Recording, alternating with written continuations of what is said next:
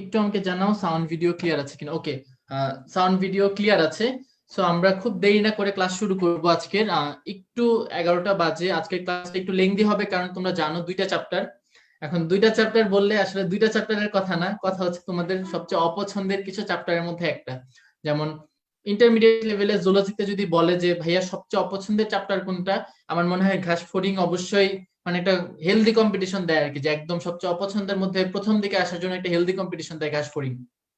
So এই চ্যাপ্টারটা ইন্টারমিডিয়েটের মানুষজন পড়েও না। স্পেসিফিক বাছা বাছা কয়েকটা টপিক আছে সিকিউর জন্য, যেমন ওমাটিডিয়ামের structure, apposition, superposition.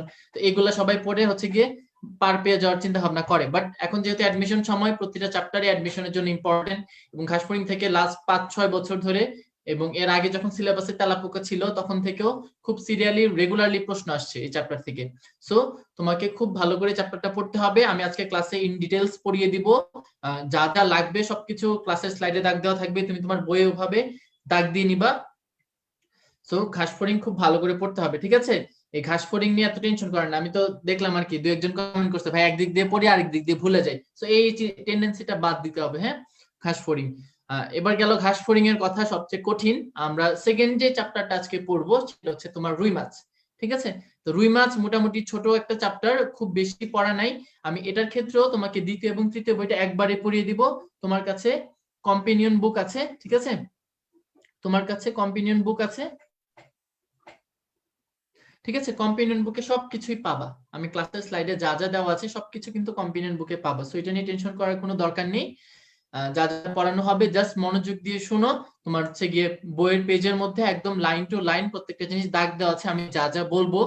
So just ওইভাবে বই দেখো। এখন বই দাগানো নিয়ে তেমন টেনশন করার দরকার নেই। দু একটা জিনিস যদি আমি লিখতে বলি তুমি লিখবা, আদারওয়াইজ কোনো কিছু এখন ওইভাবে লেখার দরকার নেই। তুমি ওইভাবে মার্ক করে রাখো যে এই পয়েন্টটা আমার এটা লিখতে হবে। সো লিখতে গিয়ে ক্লাসের মনোযোগ হারাবে না। ওকে? তোমার ক্লাস তো থাকবে, ক্লাস কোথাও চলে যাবে না, ক্লাস গ্রুপে সেভ থাকবে। তারপর হচ্ছে গিয়ে পিডিএফ টিডিএফ ক্লাস লেকচার প্রত্যেকটা জিনিসে আপলোড দেওয়া হবে, ওখান থেকে তুমি পরে লিখে নিতে পারবা। সো লিখতে গিয়ে কোনো টাইম ওয়েস্ট করার কোনো দরকার নেই। আমরা দুইটা চ্যাপ্টারের মধ্যে যেহেতু ঘাসফড়িং তুলনামূলক কঠিন, এটা সবার আগে পড়বো। ঘাসফড়িং এর পরে হচ্ছে আমরা রুই মাছটা পড়বো। ঠিক আছে? তাহলে প্রথমে হচ্ছে ঘাসফড়িং, দেন হচ্ছে রুই মাছ। আর ঘাসফড়িংটা একটু মনোযোগ দিয়ে একটু, আর ক্লাস যেহেতু দুইটা চ্যাপ্টার একটু লেংদি হবে ক্লাস, ঠিক আছে? এটা মানে অস্বীকার করার সুযোগ নাই, একটু লেংদি হবে। লেংদি বলতে আমি ট্রাই করব অ্যাজ মাচ অ্যাজ পসিবল একটু কম সময়ের মধ্যে, কারণ অনলাইন ক্লাস আমি নিজেও করি, আমি নিজেও স্টুডেন্ট। অনলাইন ক্লাস আমি নিজেও করি, আমি জানি যে অনলাইনে খুব বেশি সময় ওইভাবে মনোযোগ ধরে রাখা বা সারাক্ষণ কানের মধ্যে আরেকজনের কথা বাজতেছে, একদিকে মোবাইল দেখতেছি আবার এদিকে বই দেখানো, এই মাল্টিটাস্কিং খুব কষ্টকর। সো যতটুকু পারা যায় প্লিজ একটু মনোযোগ ধরে রাখো। আর যদি এরকম মনে হয় যে না আমি টায়ার্ড হয়ে গেছি, টায়ার্ড হয়ে গেলে তুমি সমস্যা নেই, যে ওখানে আজে বাজে কমেন্ট করে হচ্ছে কমেন্ট বক্সের 12টা বাজানোর কোনো দরকার নেই। তুমি টায়ার্ড হয়ে গেছো, তোমার ঘুম পাচ্ছে, তোমার ভালো লাগছে না, এটা নাই লাগতে পারে, কারো ঘুম পাইতেই পারে, কারো ভালো নাই লাগতে পারে, সবার সবকিছু ভালো লাগবে না। তো না লাগলে তুমি ক্লাস না করো এখন, বা নাই করো, এটা কোনো সমস্যা নেই। ঠিক আছে? তো কমেন্ট বক্সটাকে মাছের বাজার বানানো যাবে না, যে রুই মাছ পড়াইতেছে ভাইয়া তাহলে আজকে হচ্ছে মাছের বাজার বানাই ফেলি। ঠিক আছে? এই কমেন্ট বক্সে মাছের বাজার বানানো কোনো যাবে না। জাস্ট মনোযোগ দিয়ে ক্লাস করো, ফোনটাকে ল্যান্ডস্কেপ মোডে নিয়ে যাও, কোনো কমেন্ট টমেন্ট করার ভাবে দরকার নেই। তুমি জাস্ট পড়াশোনা করো সুন্দর মতো। আমি যা যা পড়াবো একটু ভালো করে ক্লাসটা শুনো, ঠিক আছে? তাহলে আমি শুরু করি। আমি প্রথমে ঘাসফড়িং পড়াবো, ঘাসফড়িং এর পরে হচ্ছে আমি রুই মাছ পড়াবো। তাহলে আমি ক্লাসটা শুরু করছি দেরি না করে।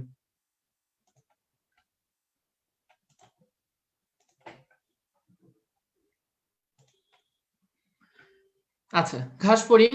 আমার নাম হচ্ছে, আহ, মানে চ্যাপ্টারের শুরুতে আমার নিজের পরিচয় দিয়ে নেই। আমার নাম হচ্ছে হুসাইন মাহমুদ শাকিল। আমি ঢাকা মেডিকেল কলেজ K74 ব্যাচে পড়াশোনা করছি। K74 ব্যাচ মানে এখন 5th ইয়ারে থাকার কথা ছিল, বাট করোনার জন্য 4th ইয়ারে আটকে আছি। যদি আমাদের পরীক্ষার ডেট হয়েছে, তোমাদের এইচএসসি হয় নাই, তারপরে অ্যাডমিশন টেস্টও পরে, বাট এর মাঝখানে হচ্ছে আমার অলরেডি পরীক্ষার ডেট হয়ে গেছে জানুয়ারি 24 তারিখ থেকে। আর এটাই তোমাদের সাথে প্রথম এবং শেষ দেখা, আর সলভ ক্লাস আছে আর কি। আদারওয়াইজ তোমাদের সাথে একবারে সেলিব্রেশন প্রোগ্রামে দেখা হওয়ার সুযোগ। সো ক্লাসটা সবাই একটু ভালো করে করো, ঠিক আছে? আমি জাস্ট যা যা বলবো জাস্ট মনোযোগ দিয়ে জিনিসটা শুনো, ঠিক আছে? ইনশাল্লাহ ক্লিয়ার হয়ে যাবে ঘাসফড়িং। ঠিক আছে? যা যা লাগবে তোমার, ঠিক আছে, এমসিকিউ এর জন্য প্রত্যেকটা জিনিস আমি ওইভাবে ক্লিয়ার করে দেওয়ার ট্রাই করবো, আমার পক্ষ থেকে সর্বোচ্চ চেষ্টা থাকবে। তাহলে আমি ক্লাসটা শুরু করি। আর ঘাসফড়িং নিয়ে ওই যে তোমরা ফার্স্টেই হচ্ছে ক্লাস শুরু করার আগে যে কমেন্টটা দিয়ে ফেলছো, আই গিভ আপ, ঠিক আছে? এই টেন্ডেন্সিটা সবার থাকে। এই যে অ্যাভাটার, এটা তো মনে হয় চিনো তাই না? মাঝখানে ফেসবুকে খুব পেজ চলতেছিল সেপ্টেম্বর মাসে এই অ্যাভাটার নিয়ে।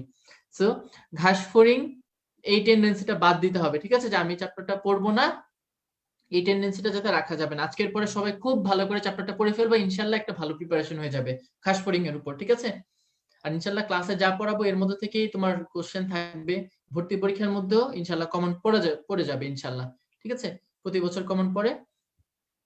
আচ্ছা, কেন পড়বো? কারণ প্রতি বছরই খাস ফড়িং থেকে একটা প্রশ্ন হচ্ছে, সিলেবাস আসার পর থেকে দেখো 2 2 4 3 7 টোটাল 7টা প্রশ্ন। 7টা প্রশ্ন মানে কি প্রতি বছরই। ডেন্টালে 2বার প্রশ্ন এসেছে 2015 থেকে 2019 পর্যন্ত, 5 বছর মেডিকেল ভর্তি পরীক্ষা এর সাথে ডেন্টাল ভর্তি পরীক্ষায় 2বার প্রশ্ন এসেছে এই চ্যাপ্টার থেকে, ঠিক আছে। আর অনলাইন নিয়ে বললাম যে হ্যাঁ অনলাইনে ভালো লাগতেছে, তো অনলাইনে সবচেয়ে বড় একটা সুবিধা আমি বলি, তোমার প্রত্যেকটা চ্যাপ্টার তোমাকে খুব ডিটেইলসে পড়ানো যাচ্ছে। রেগুলার ক্লাস টাইমে কিন্তু তোমাকে এত ডিটেইলসে পড়ানোর ভাবে সময় সুযোগ কোনটাই ছিল না, তোমাদের পরীক্ষা এত ডিলে করে হইতো না, কারণ সময় থাকতো একটা কনসাইজ। সো অনলাইনে কিন্তু তোমাকে খুব ডিটেইলস পড়ানো সম্ভব হচ্ছে। সো জাস্ট মনোযোগ দিয়ে ক্লাস করো, ইনশাআল্লাহ অনেক কিছু ক্লিয়ার হবে।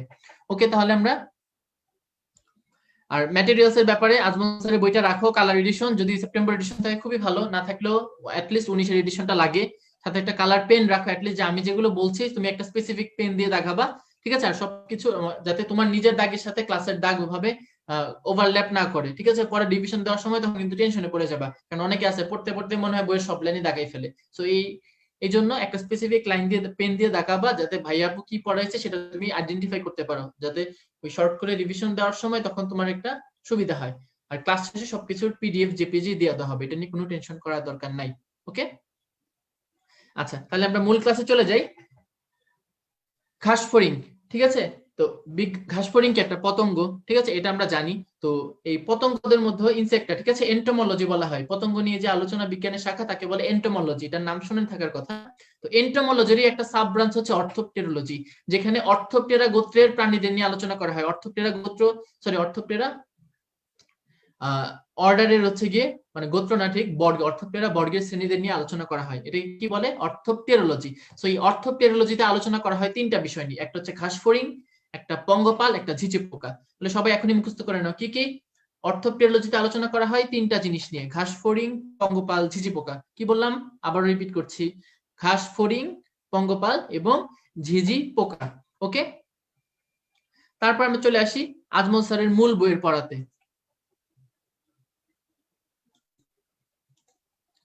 এখানে দেখো একটা ওয়ার্ড লেখা আছে, সেটা কি ক্যামোফ্লাজ। এই ক্যামোফ্লাজ জিনিসটা কি? তোমরা ক্যামোফ্লাজ প্যান্টের কথা অনেকে শুনে থাকতে পারো, বা হচ্ছে কি এটা মানে ছেলেরা অনেকে ইউজও করে থাকে। ক্যামোফ্লাজ মানে কি, তোমার আর্মি অফিসাররা যে ড্রেসটা পরে, তাই না, ওই আর্মি অফিসারদের ড্রেসটাকে বলে ক্যামোফ্লাজ। ওই ড্রেসটার স্পেশালিটি কি, ওইটা হচ্ছে যখন আর্মিরা ওয়ারফেয়ার বা যুদ্ধে টুদ্ধে যায় তখন হচ্ছে কি হচ্ছে লতা পাতা দিয়ে তাদের বডিকে ঢেকে ফেলতে পারে, কারণ কি ওই ড্রেসটা হচ্ছে কি সেটা ওইভাবে আইডেন্টিফাই করতে পারে না ওখানে। তো ক্যামোফ্লাজ মানে ওইটাই, যখন একটা প্রাণীকে তার বাসস্থানের সাথে আলাদা করা যাবে না সেটাকে বলা হয় ক্যামোফ্লাজ, ঠিক আছে। ঘাস ফড়িং এর যে বডির কালারটা আমরা, ঠিক আছে, ঘাস ফড়িং এর যে বডির কালারটা আমরা ফার্স্টে একটা ছবি দিয়েছিলাম, ওখানে দেখবা মানে বোঝা যাচ্ছে না, মানে সবুজ ঘাস ফড়িং, লতা পাতা সবই সবুজ, ঘাস ফড়িং নিজেও সবুজ, একটু একটু হলুদ, পাতাও তো একটু একটু হলুদ হয়। সো ওই ওর বডিটা আলাদা করা যায় না, এই জন্য ঘাস ফড়িংকে কি বলা হয়, ক্যামোফ্লাজ। এই ওয়ার্ডটা মনে রাখতে হবে। এখন আমরা অর্থোপটেরোলজির 3টা জিনিস পড়েছি, ঘাস ফড়িং, পঙ্গপাল, ঝিঝি পোকা। তো ঘাস ফড়িং এর নাম শুনলে ঘাস ফড়িং এর আত্মীয়র কথা মনে পড়ে, আত্মীয়র কথা মনে পড়লে আবার মানুষজন আটকে ওঠে। তো আত্মীয়টাকে তেলাপোকা, তাই না, তেলাপোকার নাম শুনলে মানুষজন প্রচন্ড পরিমাণে আটকে ওঠে, স্পেশালি মেয়েরা। আর তেলাপোকা নিয়ে তো কাহিনীর শেষ নাই, মানে তেলাপোকা নিয়ে অ্যাকচুয়ালি আটকে ওঠে, আবার তেলাপোকাকে আপ্যায়ন করতে মানুষের কোনো কমতি থাকে না। ঝাড়ু, তারপরে হচ্ছে গিয়ে জুতা, এগুলো নিয়ে খুব সুন্দর করে মানুষজন তেলাপোকা দেখলেই তেলাপোকার উপর আক্রমণ করে। তারপরে তোমাদের ইন্টারে মনে হয় তেলাপোকা, আমি জানি না ঢাকা শহরে কি করতে হয়, আমার কলেজে তো ওইভাবে লাগতো না, বাট ওই ঢাকার মেবি স্কুল কলেজগুলোতে তোমার হচ্ছে তেলাপোকা ধরে নিয়ে যেতে হয়, তাই না। আমি তো এমনও শুনছি যে নীল খেতে নাকি তেলাপোকা কিনতে পাওয়া যায়।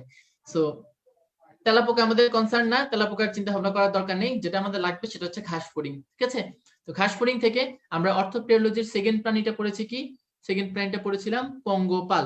তো পঙ্গপাল কি, পঙ্গপাল হচ্ছে এক প্রজাতির ঘাস ফড়িং, যারা কি করে, যাদের 4টা বৈশিষ্ট্য আছে, তারা বাদামি বর্ণের, মাঝারি আকৃতির, একসাথে ঝাঁক বেঁধে চলে, এবং তারা কি শস্য ক্ষেতের জন্য হুমকি স্বরূপ। এই 4টা লাইনই তোমাদের বইয়ে দাগ দাও, দেখো ঘাস ফড়িং এর কিছু প্রজাতি পঙ্গপাল। তাহলে এদের বৈশিষ্ট্য কি, 4টা বৈশিষ্ট্য আছে, প্রশ্ন দিবে নিচের কোনটি পঙ্গপালের বৈশিষ্ট্য নয়। সো 3টে অপশন দিয়ে একটা এক্সট্রা দিয়ে দিবে। তাহলে বাদামি বর্ণের, মাঝারি আকৃতির, ঝাঁক বেঁধে চলে এবং কি শস্য ক্ষেতের জন্য হুমকি স্বরূপ। তাহলে এই 4টা পয়েন্ট মনে রাখতে হবে পঙ্গপাল থেকে। ক্লিয়ার? নেক্সট হচ্ছে ঘাস ফড়িংকে 2টা গোত্রে ভাগ করেছে। কিসের উপর ভিত্তি করে? তার অ্যান্টেনার উপর ভিত্তি করে। একটা হচ্ছে টেট্রিননিডি আর একটা হচ্ছে অ্যাক্রিডিডি। টি ফর টল মানে কি? লম্বাকে আমরা ইংলিশে টল বলি। তাহলে T for ton, T for টেট্রিননিডি। তাহলে লম্বা অ্যান্টেনা যুক্ত ঘাস ফড়িং গুলো হচ্ছে টেট্রিননিডি গোত্রের, আর খাটো অ্যান্টেনা যুক্ত গুলো কিসের? অ্যাক্রিডিডি। তাহলে লম্বা অ্যান্টেনা টেট্রিননিডি, টি ফর টল, আর খাটো অ্যান্টেনা কি? অ্যাক্রিডিডি। তাহলে এটা যাতে মনে থাকে। আর তারপরে আছে ঘাস ফড়িং এর প্রজাতি, বৈজ্ঞানিক নাম পড়ার দরকার নেই, যার যার ভালো লাগে, ঠিক আছে? মানসিক শান্তির জন্য এগুলো একদম কেটে দিতে পারো, ঠিক আছে? একটু একটা মানসিক প্রশান্তি পাওয়া যায় কেটে দিলে। সো ঘাস ফড়িং এর প্রজাতি কয়টা আছে দেখো। বাংলাদেশ কত ছোট একটা দেশ, আর পৃথিবী কত বড়, এই জন্য বাংলাদেশে মাত্র 20 প্রজাতির, আর পৃথিবীতে কত? 20,000, একদম পুরা হাজারে চলে গেছে। দুইটা সংখ্যাই সেম, জাস্ট হাজার এবং নর্মাল সংখ্যার পার্থক্য। তাহলে 20 প্রজাতির বাংলাদেশ, আর সারা পৃথিবীতে কত? 20,000। ক্লিয়ার? নেক্সট চলে আসো শ্রেণীতাত্ত্বিক অবস্থান। আমরা সেকেন্ড চ্যাপ্টারে 3টা প্রাণী পড়ি, ঠিক আছে? ঘাস ফড়িং, রুই মাছ এবং হাইড্রা, 3টা প্রাণীর শ্রেণীতাত্ত্বিক অবস্থান খুবই খুবই ইম্পর্টেন্ট, ঠিক আছে? এই যে দেখো পঙ্গপাল প্রাকৃতিক পরিবেশে, সরি ঘাস ফড়িং কি ক্যামোফ্লাজ। সো 3টা প্রাণীর শ্রেণীতাত্ত্বিক অবস্থান খুব ইম্পর্টেন্ট। ঘাস ফড়িং কোন মানে ফার্স্টে কি জানি আমরা শ্রেণীতাত্ত্বিক অবস্থানে? ফার্স্ট হচ্ছে কিংডম। তাহলে কিংডম কোনটা? অ্যানিমেলিয়া, কারণ কি ঘাস ফড়িং একটা প্রাণী, এটা তুমি জানো। ফাইলাম কি? আর্থ্রোপোডা, মানে সন্ধিপ্রতি প্রাণী, ওদের জয়েন্ট অ্যাপেন্ডেজেস আছে। তারপরে শ্রেণী কি? ঘাস ফড়িং একটা পোকা, এটা নিয়ে তো কোনো মানে কারো কোনো সন্দেহ নাই। তাহলে শ্রেণীটা হচ্ছে কি? ইনসেক্টা। সাবক্লাস টেরাইগোটা মনে রাখতে হবে, তাদের ডানা থাকে এই জন্য। অর্ডার হচ্ছে অর্থোপটেরা, ওই যে অর্থোপটেরোলজি। আর ফ্যামিলির ক্ষেত্রে কি? এখানে অ্যাক্রিডিডি দিচ্ছে। আমরা জানি যে 2টা ফ্যামিলি আছে, টেট্রিননিডি এবং অ্যাক্রিডিডি, ঠিক আছে? সো এই অ্যাক্রিডিডি মনে রাখবা। ফ্যামিলির ক্ষেত্রে অলওয়েজ আমরা জানি লাস্টে আইডিএই থাকে, ঠিক আছে? প্রাণীদের ক্ষেত্রে, উদ্ভিদের ক্ষেত্রে মেবি সিইএই থাকে, আর প্রাণীদের ক্ষেত্রে অলওয়েজ ফ্যামিলিতে কি থাকবে? আইডিএই, এই লেটারটা থাকে, ঠিক আছে? এই 4টা লেটার। আর জেনাস স্পেসিস, এইটার বৈজ্ঞানিক নামটা পড়ে ফেলবা, পোইকিলোসেরাস পিকটাস। এটা কালার কি? পোইকিলোসেরাস পিকটাসের কালার হচ্ছে উজ্জ্বল। আচ্ছা, কালারটা আমরা পরে পড়বো। তাহলে পোইকিলোসেরাস পিকটাসের বৈজ্ঞানিক নামটা মনে রাখো, ঠিক আছে? আচ্ছা, তারপরে বাসস্থান থেকে একটা জিনিসই পড়বা, প্রতিকূল পরিবেশে ঘাস ফড়িং 15 কিলোমিটার যায়। আর খাদ্য অভ্যাস থেকে পড়বা কি? ঘাস ফড়িং কোন ধরনের প্রাণী? ঘাস ফড়িং হচ্ছে তৃণভোজী বা শাকাশী প্রাণী। ঘাস ফড়িং কি? তৃণভোজী বা শাকাশী প্রাণী, এই কথাটা মনে রাখতে হবে। আমরা সেকেন্ড চ্যাপ্টারে 3টা প্রাণী, হাইড্রা, রুই মাছ, ঘাস ফড়িং। রুই মাছ, ঘাস ফড়িং আমরা একসাথে পড়াচ্ছি। এরা হচ্ছে তৃণভোজী, দুজনের একই বৈশিষ্ট্য। আর হাইড্রা হচ্ছে কিরকম? হাইড্রা হচ্ছে মাংসাশী। তাই এই কথাগুলো মনে রাখতে হবে, ওকে? বাহ্যিক অঙ্গসংস্থান, ঘাস ফড়িং না দেখে থাকলেও তেলাপোকা দেখছো, তেলাপোকা কাটছো, এটা নিয়ে অলরেডি তোমার গল্প টল্প চলে গেছে। ভয়ঙ্কর অনুভূতি, মানে অনেক অনুভূতি প্রকাশ করতেছো তোমরা। আচ্ছা, আর কত জুম করবো? মানে অনেক জুম করে ফেলছে, অলমোস্ট 170% জুম, মানে 100, মানে 170% জুম করা হয়ে গেছে। তুমি স্ক্রিনটাকে একটু রোটেট করে ফুল স্ক্রিন করে নাও, তাহলে দেখতে পারবা, ঠিক আছে? তাহলে ঘাস ফড়িং কি? একটা দ্বিপার্শ্বীয় প্রতিসম প্রাণী, লম্বা 8 সেন্টিমিটার। খুব মানে ভ্যাগ ইনফরমেশন, এত ইম্পর্টেন্ট না। জানতে হবে একটা কালার পড়বা, পোইকিলোসেরাস পিকটাস। এই ঘাস ফড়িং এর কালার কি? উজ্জ্বল নীল হলুদ বর্ণের। পোইকিলোসেরাস পিকটাস, এই ঘাস ফড়িংটার কালার কি বললাম? উজ্জ্বল নীল হলুদ বর্ণের। এই কথাটা মনে রাখতে হবে, ওকে? এবার দেখো ওর বডির পার্ট কি? 3টা পার্ট, মাথা, তারপরে কি আছে? বক্ষ, আর লাস্টে আছে উদর। 3টা পার্ট কি কি? মাথা, বক্ষ এবং উদর। বক্ষের আবার 3টা পার্ট কি? অগ্র, মধ্য এবং পশ্চাৎ বক্ষ। তো মাথার মধ্যে কি কি থাকে দেখো, আমরা সেখানে একটু আবার পরে আসি। মাথার মধ্যে আমরা জাস্ট একবার একটু দেখে যাই, মাথার মধ্যে কি কি আছে দেখো। তুমি দেখে বোঝাচ্ছি, অ্যান্টেনা থাকে, তাই না? অ্যান্টেনা বা শুঙ্গ দুইটা, এমনি টিভি বা রেডিওর অ্যান্টেনা যেরকম, ওর মাথায় কি এরকম অ্যান্টেনা থাকে 2টা। তারপরে আমাদের মাথায় কি চোখ আছে না? ওদের মাথায় চোখ আছে, 2 রকমের চোখ, একটা ওসেলাস আর হচ্ছে পুঞ্জাক্ষী। আর মাথার মধ্যে মুখপাঙ্গ থাকবে, এটা খুবই স্বাভাবিক। তাহলে মাথার মধ্যে কি কি আছে? এই 4টা জিনিস আমরা সামনে আবার পড়বো, ওকে? এবার দেখো তোমার এখান থেকে 4টা শব্দ লাগবে। দেখো আমি টিক চিহ্ন দিয়ে রাখছি 4টা শব্দতে।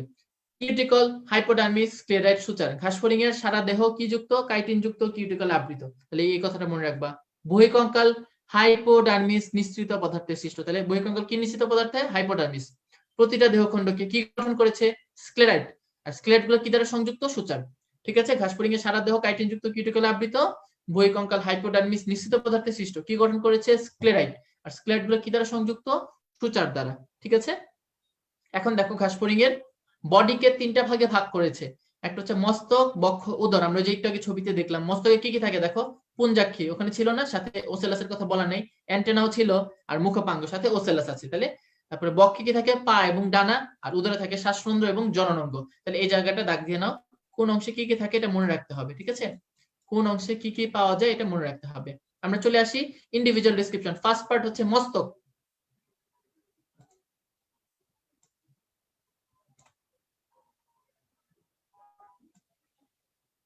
কি জানতে হবে? মস্তক দেখতে এক মনে হলেও কয়টা ভ্রূণীয় খণ্ডকের সমন্বয়ে গঠিত? 6টা।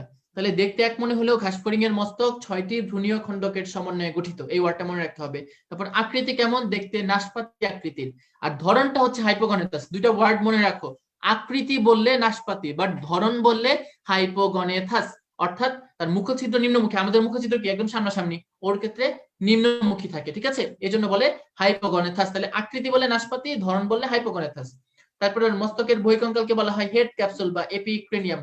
আমাদের ক্ষেত্রে কি আমাদের মস্তিষ্ক আছে ক্রেনিয়ামের ভিতর, ক্রেনিয়াল ভল্ট, তেমনি ওদের ক্ষেত্রে ওদের এপিক্রেনিয়াম বলছে বা এটাকে হেডের ক্যাপসুলও বলেছে, ঠিক আছে, এটা ক্যাপসুলের মতো। এখন এই হেড ক্যাপসুল বা এপিক্রেনিয়াম এটা 4টা জিনিস নিয়ে গঠিত। একটা হচ্ছে ভার্টেক্স, একটা জেনা, একটা ফ্রন্স, একটা ক্লাইপিয়াস। এরকম অনেকগুলা পার্টের নাম নেক্সট 2-3 পেজে তুমি দেখবা, মানে পার্টের নামের অভাব নাই, ঠিক আছে, বিভিন্ন রকমের হরেক রকমের নাম। এই জায়গাতে এসে হচ্ছে গিয়ে সেটা তোমাদের হচ্ছে কি মনোবল ভেঙে যায় যে এই জিনিসটা পড়বো না, এটা এত ফালতু কেন, ঠিক আছে, এটা কেন ফালতু, এরকম চিন্তা ভাবনা থাকে। সো এই পার্ট গুলোর নাম খুব ভালো করে পড়বা, খুব ভালো করে মুখস্থ করতে হবে। তুমি হচ্ছে পয়েন্ট টু পয়েন্ট প্রত্যেকটা পয়েন্ট দরকার হলে লিখে লিখে পড়বো, যে মস্তকের এই 4টা, তারপর সামনে যার যার আছে অ্যান্টেনার এগুলা, মুখপাঙ্গের এগুলা, পায়ের এগুলা। সো পার্ট গুলোর নাম খুব ভালো করে মুখস্থ করতে হবে। তাহলে ভার্টেক্স, জেনা, ফ্রন্স এবং কি বললাম, ক্লাইপিয়াস। তারপরে মস্তকে কি থাকে? পুঞ্জাক্ষী থাকে, কি বললাম, তারপরে সরলাক্ষী বা ওসেলি, অ্যান্টেনা, আর হচ্ছে তোমার মুখপাঙ্গ, যেটা বলেছিলাম আমি একটু আগে ছবিতে দেখাইলাম। পুঞ্জাক্ষী থেকে পড়বা কি এটা প্রথম খণ্ডকে থাকে, আর এটার গাঠনিক এককে বলা হয় ওমাটিডিয়া। আর তোমার ওসেলি থেকে পড়বা, ওসেলির সংখ্যা 3টা।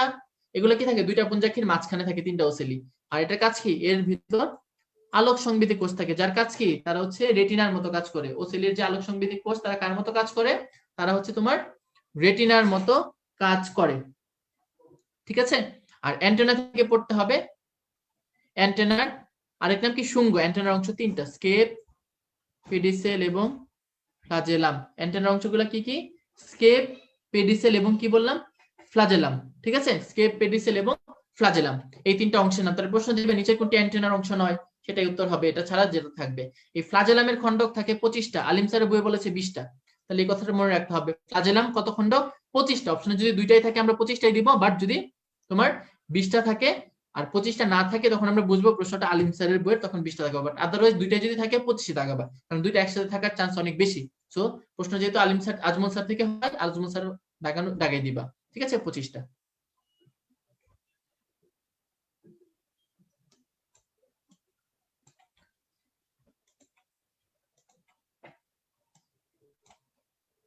এবার আসো মুখপাঙ্গ।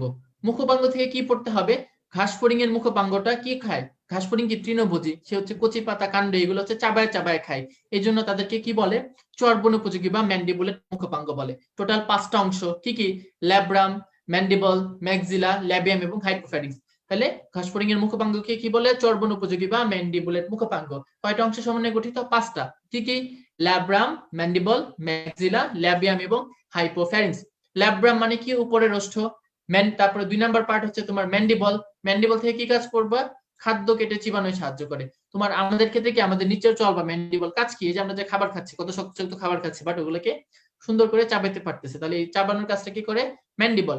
3 নাম্বার আছে তোমার ম্যাক্সিলা বা উপরের চল, যেটা আমাদের ক্ষেত্রে কি উপরের চল, ম্যাক্সিলা। তো ম্যাক্সিলাকে 5টা অংশে ভাগ করা হয়েছে, কার্ডো, স্টাইপস, ল্যাসিনিয়া, গ্যালিয়া এবং ম্যাক্সিলারি পাল্প। কি কি বললাম? কার্ডো, স্টাইপস, ল্যাসিনিয়া, গ্যালিয়া এবং ম্যাক্সিলারি পাল্প। তোমার ল্যাসিনিয়া এবং গ্যালিয়া থেকে একটু এক্সট্রা পড়াশোনা করতে হবে। সেটা কি? ল্যাসিনিয়া হচ্ছে নখের মতো, আর গ্যালিয়া কিসের মতো? ঢাকনির মতো। ল্যাসিনিয়া হচ্ছে নখের মতো, গ্যালিয়া হচ্ছে তোমার ঢাকনির মতো। ওকে, তাহলে নখের মতো, দেখো ল্যাসিনিয়াতে ন আছে, এই জন্য এটা নখের মতো, আর ঢাকনির মতো গ্যালিয়া। আর ম্যাক্সিলারি পাল্প, এটারও কি 5টা অংশ। তাহলে দেখো ম্যাক্সিলার অংশ 5টা, তোমার এখানে দেখো সবই খালি 5-5-5। মুখপাঙ্গের 5টা অংশ, ম্যাক্সিলার অংশ 5টা, ম্যাক্সিলারি পাল্প 5টা, তাহলে কি সব খালি 5-5-5। তারপর ম্যাক্সিলার কাজটা একটু দেখবা, খুব র্যান্ডম কাজ, ওভাবে বলার কিছু নেই। ল্যাবিয়াম পড়তে হবে কি? অধোষ্ঠ বলা হয় ল্যাবিয়ামকে। তোমার দেখো ল্যাব্রাম ছিল উপরের ওষ্ঠ, আর ল্যাবিয়াম হচ্ছে অধোষ্ঠ। এই ল্যাবিয়ামকে কি বলা হয়? দ্বিতীয় জোড়া ম্যাক্সিলের প্রতিনিধি মনে করা হয়। এই লাইনটা ইম্পর্টেন্ট, যে কোনটিকে দ্বিতীয় জোড়া ম্যাক্সিলের প্রতিনিধি মনে করা হয়? উত্তর কি? ল্যাবিয়াম। ল্যাবিয়ামের পার্টস গুলোর নাম পড়বা, দেখো মেন্টাম, সাবমেন্টাম, লিগুলি, ল্যাবিয়াল পাল্প। এবং এটা 3 সন্ধিযুক্ত। ম্যাক্সিলারি পাল্প ছিল 5 সন্ধিযুক্ত, বাট ল্যাবিয়াল পাল্পটা 3। তাহলে ল্যাবিয়াম থেকে কি প্রশ্ন হবে, কোনটিকে দ্বিতীয় জোড়া ম্যাক্সিলারির প্রতিনিধি মনে করা হয়? উত্তর কি ল্যাবিয়াম। নিচের কোনটি ল্যাবিয়ামের অংশ নয়? মেন্টাম, সাবমেন্টাম, লিগুলি, কার্ডো। কি হবে উত্তর? মেন্টাম, সাবমেন্টাম, লিগুলি এবং কার্ডো দিলে উত্তর হবে কি কার্ডো, তাই না? তারপর আছে তোমার কি ল্যাবিয়াল পাল্প। এখানে কাজ করতে হবে দুইটা। একটা হচ্ছে ল্যাবিয়াল পাল্প কি করে, ল্যাবিয়াম হচ্ছে তোমার খাবারটাকে ফসকে যাওয়া রোধ করে। ল্যাবিয়াম কি করে, খাবারকে ফসকে যাওয়া রোধ করে। ল্যাবিয়াম হচ্ছে কি বললাম, খাবারকে ফসকে যাওয়া রোধ করে। আর ল্যাবিয়াল পাল্প সেটা কি হিসেবে কাজ করে, সংবেদনশীল অঙ্গ হিসেবে এবং উপযুক্ত খাদ্য নির্বাচন। ল্যাবিয়াল পাল্প বলো, বাট ল্যাবিয়াল পাল্প কি ল্যাবিয়ামেরই অংশ। সো ল্যাবিয়াল পাল্প কি করে, উপযুক্ত খাদ্য নির্বাচনে সহায়তা করে। সো অপশনে যাই থাকুক ওইভাবে অ্যান্সার করবা যে উপযুক্ত খাদ্য নির্বাচনে কে সহায়তা করে, ল্যাবিয়াম থাকলে ল্যাবিয়াম আনসার হবে। ক্লিয়ার? আচ্ছা, তারপরে হাইপোফ্যারিংস, এটার আরেক নাম কি লিঙ্গুয়া বলে আর কি, জিহ্বা। ঠিক আছে, উপজিহ্বা না, এই জন্য লিঙ্গুয়া বলতেছে। লিঙ্গুয়া মানে কি, যে আমাদের হচ্ছে সাবলিঙ্গুয়াল, মানে কি লিঙ্গুয়া মানে জিহ্বা, এই জন্য এটাকে কি জিহ্বা বলে। এটার কাজ কি, খাবারকে লালার সাথে মেশাতে সাহায্য করে। তাহলে হাইপোফ্যারিংস বা উপজিহ্বা কি করে, এটি খাবারকে লালারসের সাথে মেশাতে সাহায্য করে। ক্লিয়ার এই কথাটা? সবার ক্লিয়ার এতটুকু? আচ্ছা, যদি ক্লিয়ার হয় আমাকে জানাও। হ্যাঁ, তাহলে আমি নেক্সট টপিকে সুইচ করছি। আমাদের কিন্তু মস্তকের পড়া শেষ। ঠিক আছে, মস্তকের পরে আমাদের সেকেন্ড পার্ট কি, আমাদের সেকেন্ড পার্ট হচ্ছে বক্ষ। ঠিক আছে, একজন বলছে ভাইয়া একটু স্লো পড়ান। ভাইয়া মানে তুলনামূলক স্লো পড়াচ্ছে এবং এক কথা বারবার রিপিট করছে। ঠিক আছে, যদি স্লো পড়ে আজকে 2টার সময় ক্লাস শেষ হবে না। ঠিক আছে, ঘাসফড়িং আমি এতটুকু ডিটেলস পড়াবো, স্লো পড়াইলে ওই 2টা মিলে আজকে 2টার বাজেও ক্লাস শেষ হবে না। পরে দেখা যাবে খালি তুমি আছো আর আমি আছি ক্লাসে। ঠিক আছে, যদি তোমার একটু সমস্যা হয়, যে জায়গাতে একটু বেশি হয়েছে, তুমি আবার হচ্ছে রিপিট ভিডিও দেখে নিতে পারবা। ঠিক আছে, কোনো সমস্যা নেই, আবার রিপিট দেখা যাবে। এখন তো এটাই সুবিধা যে রিপিট দেখা যাচ্ছে। বক্ষ, বক্ষের 3টা অংশ, আমরা ছবিতে দেখেছিলাম বক্ষকে 3টা অংশ, অগ্র, মধ্য, পশ্চাৎ। অগ্র বক্ষকে বলে প্রোথোরাক্স, মেজোকে মেজোথোরাক্স, আর পশ্চাৎকে কি বলে মেটাথোরাক্স। ঠিক আছে, প্রোথোরাক্স, মেজোথোরাক্স এবং মেটাথোরাক্স। আমাদের ক্ষেত্রে আমাদের বক্ষ, এই যে মাঝখান বরাবর একটা বোনস থাকে, কি নাম, স্টারনাম। ওদের ক্ষেত্রে দেখো, ওদের বক্ষের অঙ্কীয় দেশকে বলে স্টারনাম, পৃষ্ঠদেশকে কি বলে টার্গাম, আর দুই পাশে প্লিওরন। দেখো, টার্গাম পৃষ্ঠ, ঠ এবং ট কাছাকাছি, আর পৃষ্ঠ পার্শ্বদেশ কি প্লিওরন, প প কাছাকাছি। ঠিক আছে, এর মধ্যে তোমার অগ্রবক্ষের যে টার্গামটা সেটা অনেক বড় চওড়া। ঠিক আছে, প্রসারিত, এটাকে বলা হয় কি প্রোনোটাম। ঠিক আছে, অ্যাকচুয়ালি তোমার বক্ষের যে বহিকঙ্কাল এটাকে বলে নোটাম, বক্ষের বহিকঙ্কালকে কি বলে, নোটাম বলে। ঠিক আছে, এখন নোটাম যদি অগ্রবক্ষের হয়, দেখো অগ্রবক্ষকে ইংরেজিতে বলে প্রোথোরাক্স। প্রোথোরাক্স মানে প্রোনোটাম, মেজোথোরাক্স মানে মেটানোটাম, মেজোনোটাম, মেটাথোরাক্স মানে মেটানোটাম। এটাই দেখবা তোমার এই যে পরে এখানে আছে, এই যে দেখো বক্ষের বহিকঙ্কালকে নোটাম বলে, এই যে প্রোনোটাম, মেজোনোটাম, মেটানোটাম। ঠিক আছে,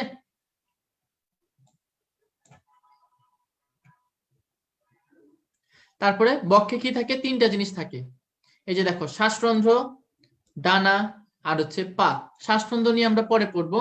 ডানা থেকে কি পড়বো, ঘাসফড়িং এর যে প্রথম জোড়া ডানা থাকে, সামনের জোড়া, তারা হচ্ছে পরের পিছনের জোড়াকে ঢেকে রাখে। ঠিক আছে, তাদেরকে আবৃত করে রাখে, এই জন্য এটাকে কি বলে, এলিট্রা বা ডানার আবরণ বা টেকভিনা বলে। ঠিক আছে, 3টা নাম, এলিট্রা বা টেকভিনা বা ডানার আবরণ। 3টা নাম মনে থাকবে, এলিট্রা বা টেকভিনা বা ডানার আবরণ। তাহলে এই নামগুলো যাতে মনে থাকে।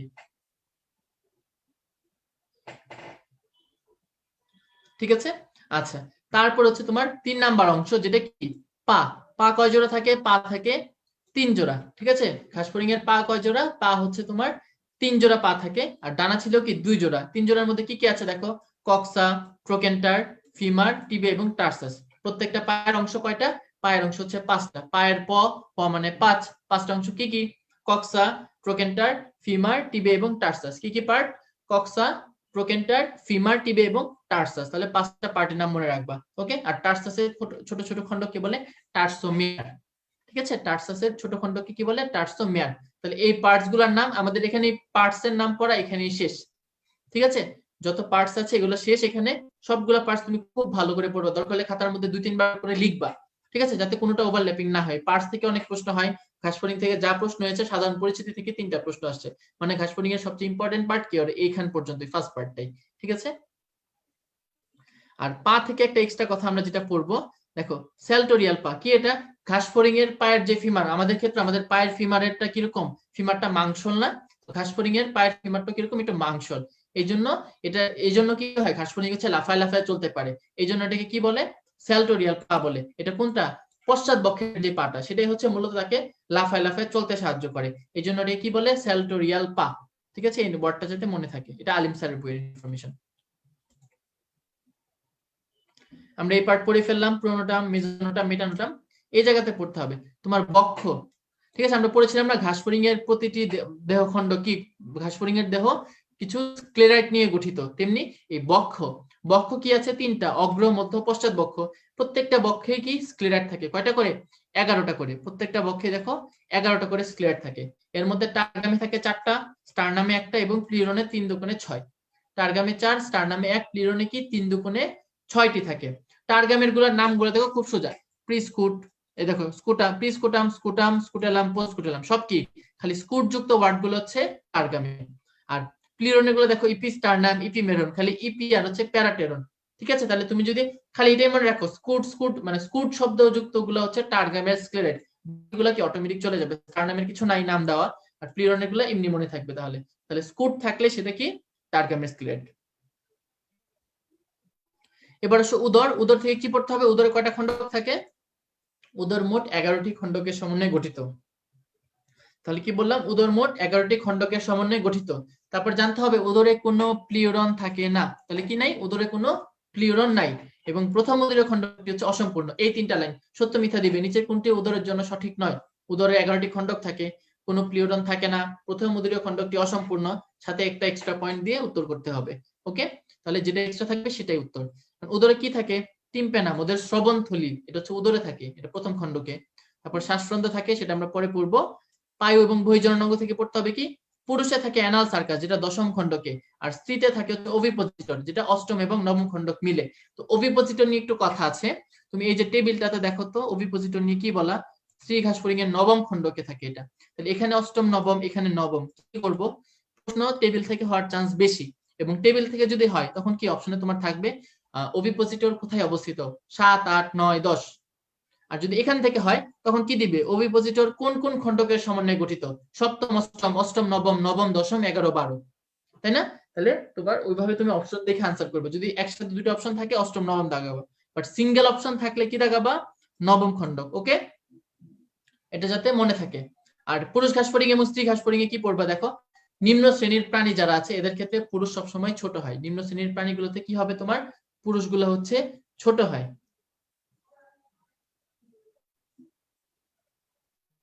টার্গামের পার্ট এক্সট্রা যা ইনফরমেশন আছে এগুলো সব আলিম স্যারের বই, ঠিক আছে, এক্সট্রা ইনফরমেশন যা পাবা সবগুলো তোমার আলিম স্যারের বই, ঠিক আছে, এক্সট্রা ইনফরমেশন গুলো আলিম স্যারের বই।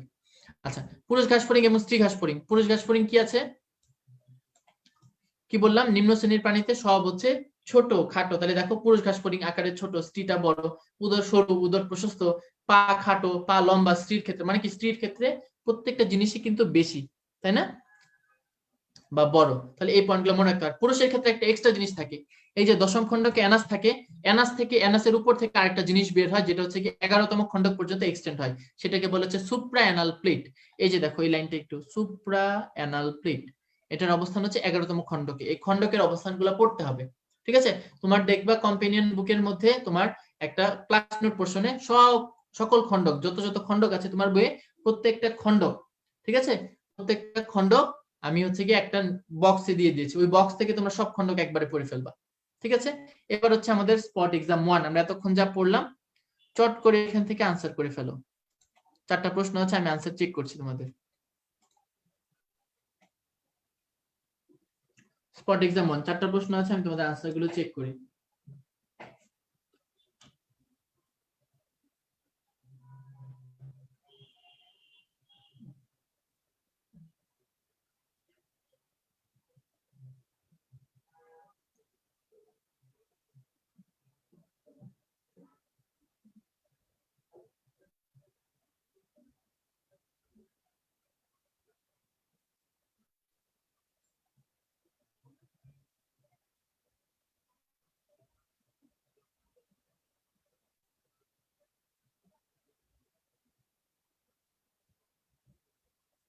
আচ্ছা, আনসার চলে আসছে। তাহলে দেখো ঘাসফড়িং এর পৃথিবীতে প্রজাতির সংখ্যা কত, পৃথিবীতে ঘাসফড়িং এর প্রজাতি কত, 20,000, আর বাংলাদেশ বললে 20। তারপর নিচের কোন গঠনটি মস্তকের অংশ নয়? উত্তর কি হবে? স্পাইরাকল, কারণ স্পাইরাকল থাকে বক্ষ এবং উদরে।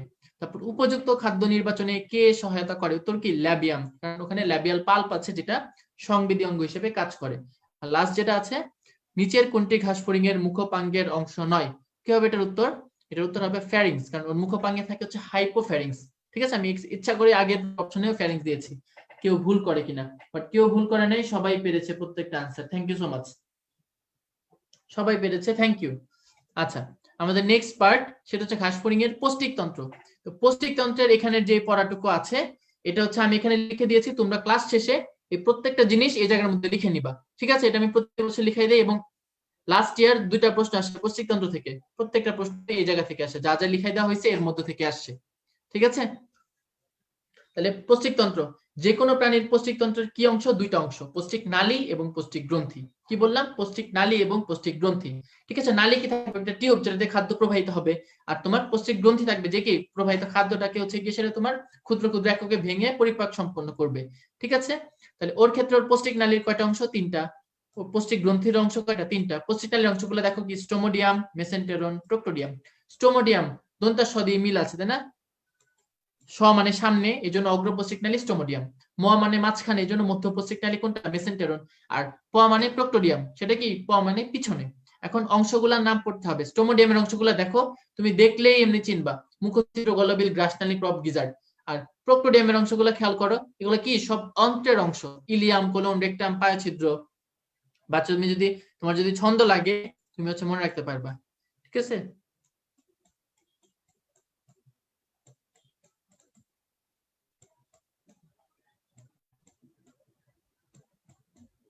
ঘাসফড়িং পড়তে গিয়ে ঘাসফড়িং কে কোপাইতে মন চাই, তাই না? যে কেন আসছে ঘাসফড়িং সিলেবাসে, তো কি দিয়ে মনে রাখবো? কোপাইরে দিয়ে মনে রাখবো। কোপাইরের কো দিয়ে দেখো কোলন, প দিয়ে হচ্ছে পায়োছিদ্র, পা দিয়ে পায়োছিদ্র, ই দিয়ে হচ্ছে ইলিয়াম, আর রে দিয়ে কি? রেকটাম। ঠিক আছে, এই কোপাইরে দিয়ে মনে রাখবা যে ঘাসফড়িং কে কোপাবো, এটা দিয়ে কি? প্রোক্টোডিয়ামের 4টা অংশ, কোপাইরে।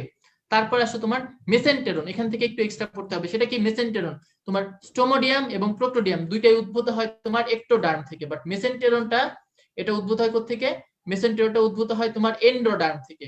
ঠিক আছে, মেসেন্টেরন কোত্থেকে উদ্ভূত হয়? এন্ডোডার্ম থেকে। তারপরে মেসেন্টেরন, এটার আরেক নাম কি? এটাকে পাকস্থলী বলে, মেসেন্টেরন বা মধ্যপৌষ্টিক নালী, বা আরেক নাম কি এটার? পাকস্থলী। আর মেসেন্টেরনের আবরণকে কি বলা হয়? পেরিট্রপিক পর্দা। তাহলে মেসেন্টেরন কি দ্বারা আবৃত? উত্তর হচ্ছে পেরিট্রপিক পর্দা দ্বারা আবৃত থাকে। ওকে, তারপরে পৌষ্টিক গ্রন্থি কি মনে রাখতে হবে? দেখো একটা জিনিসে গোল করছি, অন্ত আবরণ। কেন গোল করছি? তুমি দেখো, শুধুমাত্র মেসেন্টেরন যখন থাকবে সেটা হচ্ছে তোমার পৌষ্টিক নালী, বাট যখন মেসেন্টেরনের অন্ত আবরণ, ওই আবরণীতে কোষ থাকে, কোষগুলো হচ্ছে গ্রন্থি হিসেবে কাজ করে, তাহলে অন্ত আবরণ শব্দটা থাকলে সেটা হবে পৌষ্টিক গ্রন্থি। লালা গ্রন্থির সংখ্যা কত? লালা গ্রন্থি হচ্ছে তার, দেখো কি লিখে রাখছি, এক জোড়া এবং প্রধান, অর্থাৎ লালা গ্রন্থির সংখ্যা হচ্ছে এক জোড়া, এবং এই লালা গ্রন্থি কি? ঘাসফড়িং এর প্রধান পৌষ্টিক গ্রন্থি। আর হেপাটিক সিকা, এটার আরেক নাম কি? গ্যাস্ট্রিক সিকা, এটার সংখ্যা হচ্ছে 6 জোড়া বা 12টি। মনে থাকবে এই পয়েন্টগুলা, এখানে পড়লে তোমার পৌষ্টিকতন্ত্রের অলমোস্ট 80% পড়া শেষ। এছাড়া 2-1টা লাইন দাগ দেওয়া, সেগুলো ভাবে বলার কিছু নাই। পৌষ্টিক নালী সরল প্রকৃতি, সত্য মিথ্যার জন্য পড়বা, মুখছিদ্র উন্মুক্ত হয় সিবেরিয়ামে। আর ক্রপ থেকে পড়তে হবে এই লাইনটা, পরিপাকের সূত্রপাত কোথায় সংঘটিত হয়? উত্তর কি? ক্রপ। ঘাসফড়িং এর পরিপাকের সূত্রপাত কোথায় সংঘটিত হয়? এটার উত্তর কি হবে? ক্রপ। আর গিজার্ড থেকে মনে রাখবে, দেখো 6 লিখে রেখেছি, গিজার্ডের সব সংখ্যা 6, 6টা প্যাড, 6টা দাঁত, 6টা অনুলম্ব ভাঁজ, তার মানে কি? গিজার্ড মানে 6, মনে থাকবে। আর মেসেন্টেরন থেকে দেখো পেরিট্রফিক পর্দা, এন্ডোডার্ম, এগুলো বলা হয়ে গেছে। ঠিক আছে, এগুলো নিয়ে আমি আর টাইম ওয়েস্ট করবো না ওইভাবে। তোমার এক্সট্রা একটা লাইন আছে, সেটা কি? মেসেন্টেরনের অন্তঃপ্রাচীরে কিছু কোষ থাকে, সেগুলো কিরকম? স্তম্ভাকার অন্ততকীয় কোষ। কেমন কোষ? স্তম্ভাকার অন্ততকীয় কোষ। তাহলে এই স্তম্ভাকার অন্ততকীয় কোষ যেগুলো কি গঠন করে? ভিলাই গঠন করে। তাহলে মেসেন্টেরনের মধ্যে কি থাকে? ভিলাই। আর মানুষের পাকস্থলীতে কি থাকে আমাকে বলো তো? তোমাদের কি পৌষ্টিকতন্ত্র পরিপাকের লেকচার তো মনে হয় হয়েছে, বলো তো মানুষের পাকস্থলীতে কি থাকে? ওদের তো ভিলাই আছে, বাট মানুষের পাকস্থলীতে কি থাকে?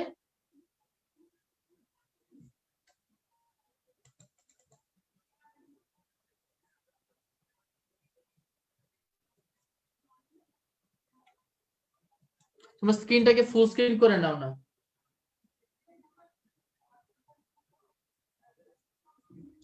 ঠিক আছে, তাহলে মানুষের পাকস্থলীতে থাকে কি তোমার?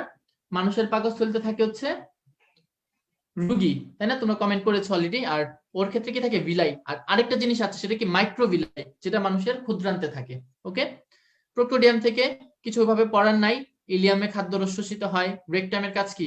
এটা হচ্ছে 6টা রেকটাল প্যাপিলা থাকে এখানে, ঠিক আছে। আর অ্যানাল সার্কাস পায়োছিদ্র, অ্যানাল সার্কাস কই ছিল? দশম খণ্ডক, এজন্য পায়োছিদ্র থাকে দশম দেহ খণ্ডকে। পৌষ্টিক গ্রন্থি, এটা যা যা পড়া দরকার সেগুলো ওই জায়গাতে পড়াই দিচ্ছি, তুমি যদি ওখানে পড়ো এখানে কিছু পড়ার দরকার নেই। পড়তে হবে পরিপাক, পরিপাকের এই দুইটা লাইন দাগ দাও। লালারসে অ্যামাইলেজ কাইটিনেজ সেলুলোজ থাকে, আর মেসেঞ্জারে কি থাকে? মল্টেজ ট্রিপটেজ অ্যামাইলেজ ইনভার্টেজ লাইপেজ, ঠিক আছে। এই লাইনগুলো দাগ দাও। এখন এটার জন্য ছন্দ আছে, দেখো লালারসের এনজাইমের জন্য আমরা কি পড়বো? আকাশ লাল, মানে কি লাল আকাশ। লালারসের জন্য কি পড়বো? লাল আকাশ। লাল মানে লালারস, আকাশের আ মানে অ্যামাইলেজ, কা মানে কাইটিনেজ, স মানে সেলুলোজ। তাহলে লাল আকাশ কি থাকে? তোমার লালারসে অ্যামাইলেজ কাইটিনেজ এবং সেলুলোজ এনজাইম থাকে। ওকে, আর তোমার মেসেন্টেরনের জন্য পড়বো কি? মাটিতে লাটিম। লাটিম খেলছো তোমরা? মেসেন্টেরন দিয়ে কি মনে রাখবা? মাটিতে লাটিম, ঠিক আছে। এই মাটিতে লাটিম কি? মেসেন্টেরনে কি কি থাকে? লাইপেজ, অ্যামাইলেজ, ট্রিপটেজ, ইনভার্টেজ, মল্টেজ, ঠিক আছে। তাহলে লাটিম দিয়ে এটা মনে রাখবা, মাটিতে লাটিম। আর এদিকে কি? লাল আকাশ। ক্লিয়ার? তারপর ব্যবহারিক অংশ থেকে ওভাবে পড়ার দরকার নেই। এখানে একটু ঝামেলা যেটা করছে, তুমি পড়বো হচ্ছে আরশোলা, আরশোলার বক্ষে 3টা খণ্ডক আর উদরে থাকে 10টা খণ্ডক, এই লাইনটা পড়বা। আর এখান থেকে যেটা ঝামেলা করছে দেখো, আমি প্রশ্নবোধক চিহ্ন দিয়ে রেখেছি কেন? কারণ আমরা উদরের খণ্ডক কয়টা পড়ছি একটু আগে? উদরের খণ্ডক আমরা পড়েছি হচ্ছে তোমার 11টা, বাট এখানে কি বলা? এখানে বলা হচ্ছে তোমার 18টি খণ্ডক। তাহলে তুমি কি করবা? তুমি হচ্ছে পরীক্ষার মধ্যে ওই অপশন বুঝে আনসার করবে। যখন 11টা খণ্ডক দিয়ে প্রশ্ন আসবে তুমি দেখেই বুঝবা যে 11, 12, 13, 14 এরকম একটা অপশন থাকবে, বাট 18 থেকে যখন আসবে তখন 17, 18, 19, 20 এইভাবে অপশন গুলো থাকবে, ঠিক আছে। এবার আসো নেক্সট টপিক, রক্ত সংবহন তন্ত্র। রক্ত সংবহন মানে কি? যে তন্ত্রের মাধ্যমে রক্ত সংবহিত হয়, ঠিক আছে। এই রক্ত সংবহন তন্ত্র দুই রকমের আছে প্রাণীতে, একটা হচ্ছে মুক্ত, একটা বদ্ধ। মুক্তর আরেক নাম কি? ল্যাকোনার। এই মুক্ত সংবহন মানে কি? মুক্ত সংবহন মানে তাদের দেহ গহ্বরে রক্তটা উন্মুক্ত হয়ে যাবে, মানে ওখানে কোনো স্পেসিফিক নালিকা নাই রক্ত সংবহনের জন্য। বাট বদ্ধ সংবহন মানে কি? এখানে স্পেসিফিক নালী থাকে। তো মুক্ত সংবহন, বদ্ধ সংবহন থেকে স্পেসিফিক্যালি কি পড়তে হবে? দেখো বদ্ধ সংবহনের অংশগুলো হৃদযন্ত্র, শিরা, ধমনী, কোষিক জালিকা, এগুলো কি মানুষ যেগুলো থাকে এগুলো হচ্ছে বদ্ধ সংবহন। আর মুক্ত সংবহনে কি থাকে? হৃদযন্ত্র থাকে, দুই জায়গায় হৃদপিণ্ড তো মাস্ক থাকা লাগবেই, সাথে কি সংক্ষিপ্ত রক্তনালী এবং সাইনাস থাকে। সাইনাস কি আমরা একটু পরে পড়বো, ঠিক আছে। সাইনাস মানে হচ্ছে একটা ফাঁকা জায়গা, বিশাল আকৃতির ফাঁকা জায়গা। তাহলে মুক্ত এবং বদ্ধ সংবহন পড়তে হবে কি? আর্থ্রোপোডা মলাস্কাতে মুক্ত পাওয়া যায়, অ্যানেলিডাতে পাওয়া যায়, অ্যানেলিডা এবং কর্ডাতে বদ্ধ। এখন ঝামেলা যেটা, এই যে মলাস্কা, তুমি 1 নাম্বার চ্যাপ্টারে মলাস্কার দেখবা 9 নাম্বার পয়েন্ট না 8 নাম্বার পয়েন্টে আছে বা 10 নাম্বার পয়েন্ট, যে মলাস্কার রক্ত সংবহন অর্ধমুক্ত প্রকৃতির। কি বলা? মলাস্কার রক্ত সংবহন তোমার অর্ধমুক্ত প্রকৃতির। বাট তোমার কি আছে এখানে দেওয়া মুক্ত। তাহলে তোমাকে যদি পরীক্ষার মধ্যে স্পেসিফিক্যালি প্রশ্ন দেয় যে মলাস্কাতে কোন ধরনের সংবহন পাওয়া যায়, এটার উত্তর কি দাগাবা তুমি? অর্ধমুক্ত। বাট আদারওয়াইজ যদি এইভাবে প্রশ্ন দেয় নিচের কোনটিতে মুক্ত সংবহন থাকে না, তখন মলাস্কা। বাট মলাস্কা থেকে যদি সিঙ্গেল অপশন আসে আর্থ্রোপোডার সাথে না থাকে, তখন তুমি অর্ধমুক্ত দাগাবা। ফার্স্ট চ্যাপ্টারকে ফলো করবা, ঠিক আছে, ওইটা বেশি ইম্পর্টেন্ট এখান থেকে। তারপর দেখো ঘাসফড়িং এর রক্ত সংবহন। ঘাসফড়িং কি একটা আর্থ্রোপোড বা পতঙ্গ, তার মানে রক্ত সংবহন হবে মুক্ত ধরনের। কি কি পার্ট? হিমোসিল, হিমোলিম্ফ এবং পৃষ্ঠীয় বাহিকা। কি কি? হিমোসিল, হিমোলিম্ফ এবং পৃষ্ঠীয় বাহিকা। হিমোসিল কি? তোমার সিলম থাকে ভ্রূণের পরিস্ফুটনের সময়। সিলম কি? মেসোডার্মের পেরিটোনিয়াম দ্বারা মেসোডার্মাল পেরিটোনিয়াম দ্বারা আবৃত একটা ফাঁকা গহ্বরকে বলে সিলম। এটাই যখন তোমার ভ্রূণের পরিস্ফুটনের সময় ব্লাস্টোসিল, ব্লাস্টোসিলকে আমরা আজকে পড়বো, এই ব্লাস্টোসিলের সাথে দুইটা যখন মিক্স হয়ে যায় তখন একটা বড় গহ্বর তৈরি হয়। এটাকে বলে কি? হিমোসিল বা মিক্সোসিল। হিমোসিল বা মিক্সোসিল। হিমোসিল কেন? কারণ এখানে রক্ত পরিবাহিত হয়। আর মিক্সোসিল কেন? কারণ এই যে ব্লাস্টোসিল আর সিলম দুইটা একসাথে মিলে গেছে, এজন্য তাকে কি বলে? মিক্সোসিল। ওকে, তো এই হিমোসিলকে দুইটা পর্দা দিয়ে 3টা সাইনাসে ভাগ করেছে। কি কি? পেরিকার্ডিয়াল, পেরিভিসেরাল এবং পেরিনিউরাল। কি বললাম? পেরিকার্ডিয়াল, পেরিভিসেরাল এবং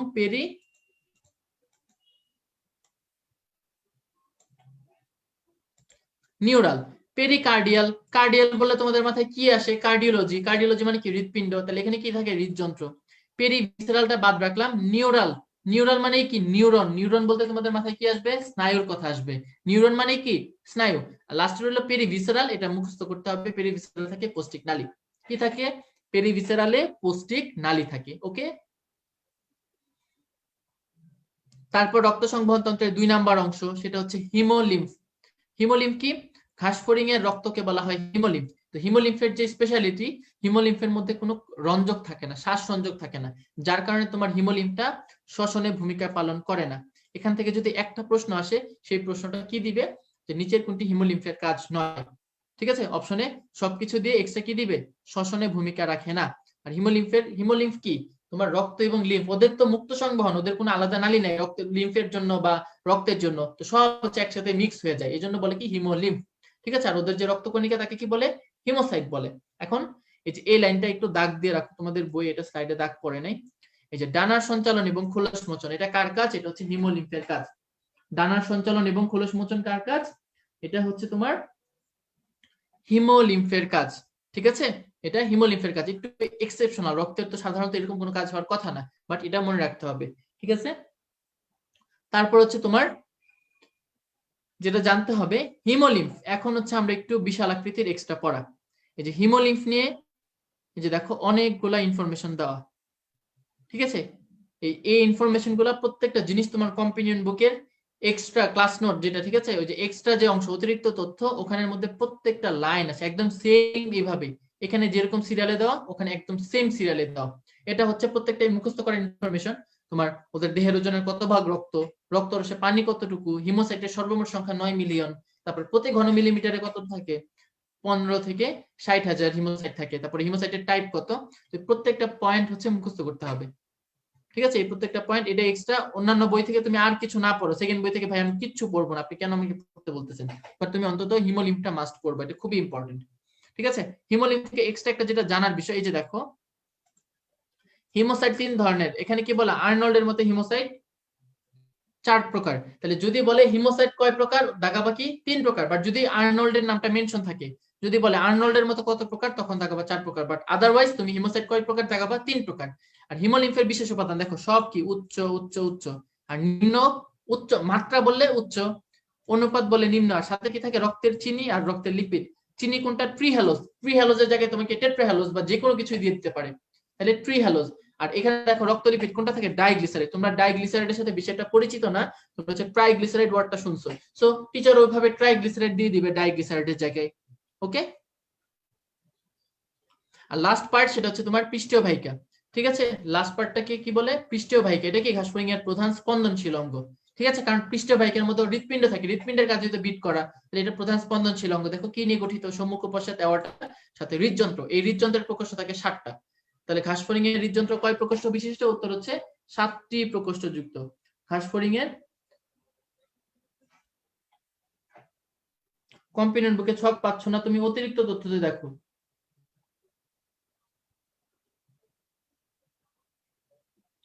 আচ্ছা, খুলনা থেকে কেউ আছে, এই এখানে কি চলতেছে, এটা খুলনা, এটা তো 10 মিনিট স্কুলের ভিডিও ক্লাসে হচ্ছে গিয়ে, সেটা কোন জেলা থেকে জয়েন করছো সেগুলোর কথা বলো, তুমি এখানে খুলনা থেকে কেউ আছে এগুলো কেন খুঁজতেছো ক্লাসের মধ্যে? উল্টাপাল্টা কমেন্ট না করে ক্লাস করো। আচ্ছা, তারপর দেখো ঘাসফড়িং এর হৃদযন্ত্র কয়টা ফানেল আকার প্রকোষ্ঠে গঠিত, উত্তর হচ্ছে 7টি ফানেল আকার। তাহলে হৃদযন্ত্রের প্রকোষ্ঠ কি দাগাবা তোমার, উত্তর হচ্ছে 7টি। তারপর হৃদযন্ত্রে কিছু ছিদ্র থাকে, অস্টিয়া মানে ছিদ্র, হৃদযন্ত্রের ছিদ্রকে বলা হয় তোমার অস্টিয়া। আর তোমার হৃদযন্ত্রের মধ্যে পেশি থাকে, সেটা কি অ্যালারি পেশি, আমি ছবিতে একটু দেখাই। এই যে দেখো, এই যে এগুলো হচ্ছে কি তোমার অ্যালারি পেশি। ঠিক আছে, ওর হৃদযন্ত্রের যে 7টা প্রকোষ্ঠ, প্রকোষ্ঠগুলোর মাঝখানে মাঝখানে থাকে, এখানে 1 2, ঠিক আছে, এখানে প্রকোষ্ঠগুলো থাকে। তাহলে হৃদযন্ত্রের প্রকোষ্ঠ কয়টা, 7টা। অ্যালারি পেশি থাকে কয় জোড়া, কিন্তু অ্যালারি পেশি থাকে 6 জোড়া। আবার ছিদ্র বা অস্টিয়া থাকে 7 জোড়া, এটা টান দিয়ে লিখে নাও। ঠিক আছে, অস্টিয়া সংখ্যা কত, 7 জোড়া, এটাও লিখে নাও তোমরা টান দিয়ে। আর রক্ত সংবহন থেকে দুইটা কথাই পড়তে হবে, হৃদস্পন্দন মিনিটে 100 থেকে 110 বার, আর রক্ত সংবহনের সময়কাল 30 থেকে 60 মিনিট, এই দুটো ইনফরমেশন পড়লেই চলবে। আর রক্ত সংবহনের গতিপথ তেমন ইম্পর্টেন্ট না, সিলোম এবং হিমোসিল এখান থেকে যেটা জানতে হবে, দেখো সিলোমের ক্ষেত্রে কি না না না, ঠিক আছে, সিলোমের জন্য 3টা বৈশিষ্ট্যই না, তাহলে হিমোসিলের জন্য 3টাই হ্যাঁ যুক্ত। তাহলে যদি তুমি না যুক্ত বৈশিষ্ট্য দেখো, সেটার উত্তর কি দাগাবা, সিলোম। যদি এখান থেকে প্রশ্ন একটাই হওয়ার চান্স আছে, নিচের কোনটি সিলোমের বৈশিষ্ট্য নয়, নিচের কোনটি হিমোসিলের বৈশিষ্ট্য নয়, তাহলে সিলোমের জন্য কি থাকবে, না না না। ঠিক আছে, না যুক্ত কথাগুলো সিলোমের জন্য, আর হ্যাঁ যুক্ত কথাগুলো হিমোসিলের জন্য। ঠিক আছে, আর হিমোসিল কাদের থাকে, যাদের মুক্ত সংবহন তাদের হিমোসিল থাকে, আর যাদের বদ্ধ সংবহন তাদের সিলোম থাকে। ঠিক আছে, এখান থেকে কিন্তু এর দড়ি পড়া। ওকে, আচ্ছা, এবার হচ্ছে আমাদের নেক্সট স্পট এক্সাম 2। আনসার করে ফেলো তাড়াতাড়ি।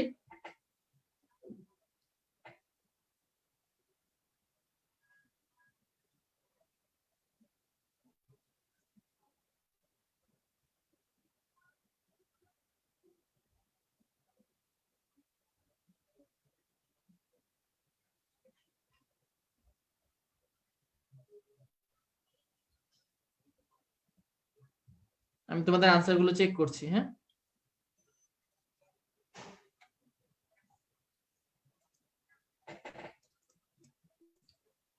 আচ্ছা, না না না নিয়ে শুরু হয়ে গেছে, এটা নিয়ে মনে হয় গানও বের হয়েছে একটা, তাই না? নতুন না না না। আচ্ছা, তারপর দেখো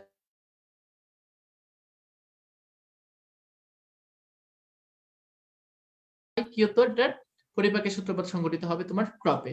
আর লালা গ্রন্থির সংখ্যা কত? সংখ্যা হচ্ছে 2। ঠিক আছে, 3-এর উত্তর কিন্তু বি হবে। 3-এর উত্তর কি কেউ এক দাগেছো নাকি? 3-এর উত্তর কিন্তু বি। কারণ কি তোমার, আমি বলি নাই কয় জোড়া, জোড়া বললে এ উত্তর হইতো। ঠিক আছে, জোড়া যদি বলতাম, এই 3-এর উত্তর ডি দাগাচ্ছে কি? হ্যাঁ হ্যাঁ, 3 ডি বলতেছে কেন? লালা গ্রন্থি তো 6 না, তোমার লালা গ্রন্থি হচ্ছে 1 জোড়া বা 2টা। আর তোমার হেপাটিক বা গ্যাস্ট্রিক শিকার সংখ্যা হচ্ছে 6 জোড়া, বা হেপাটিক বা গ্যাস্ট্রিক শিকার সংখ্যা কি 6 জোড়া বা তোমার 12টি।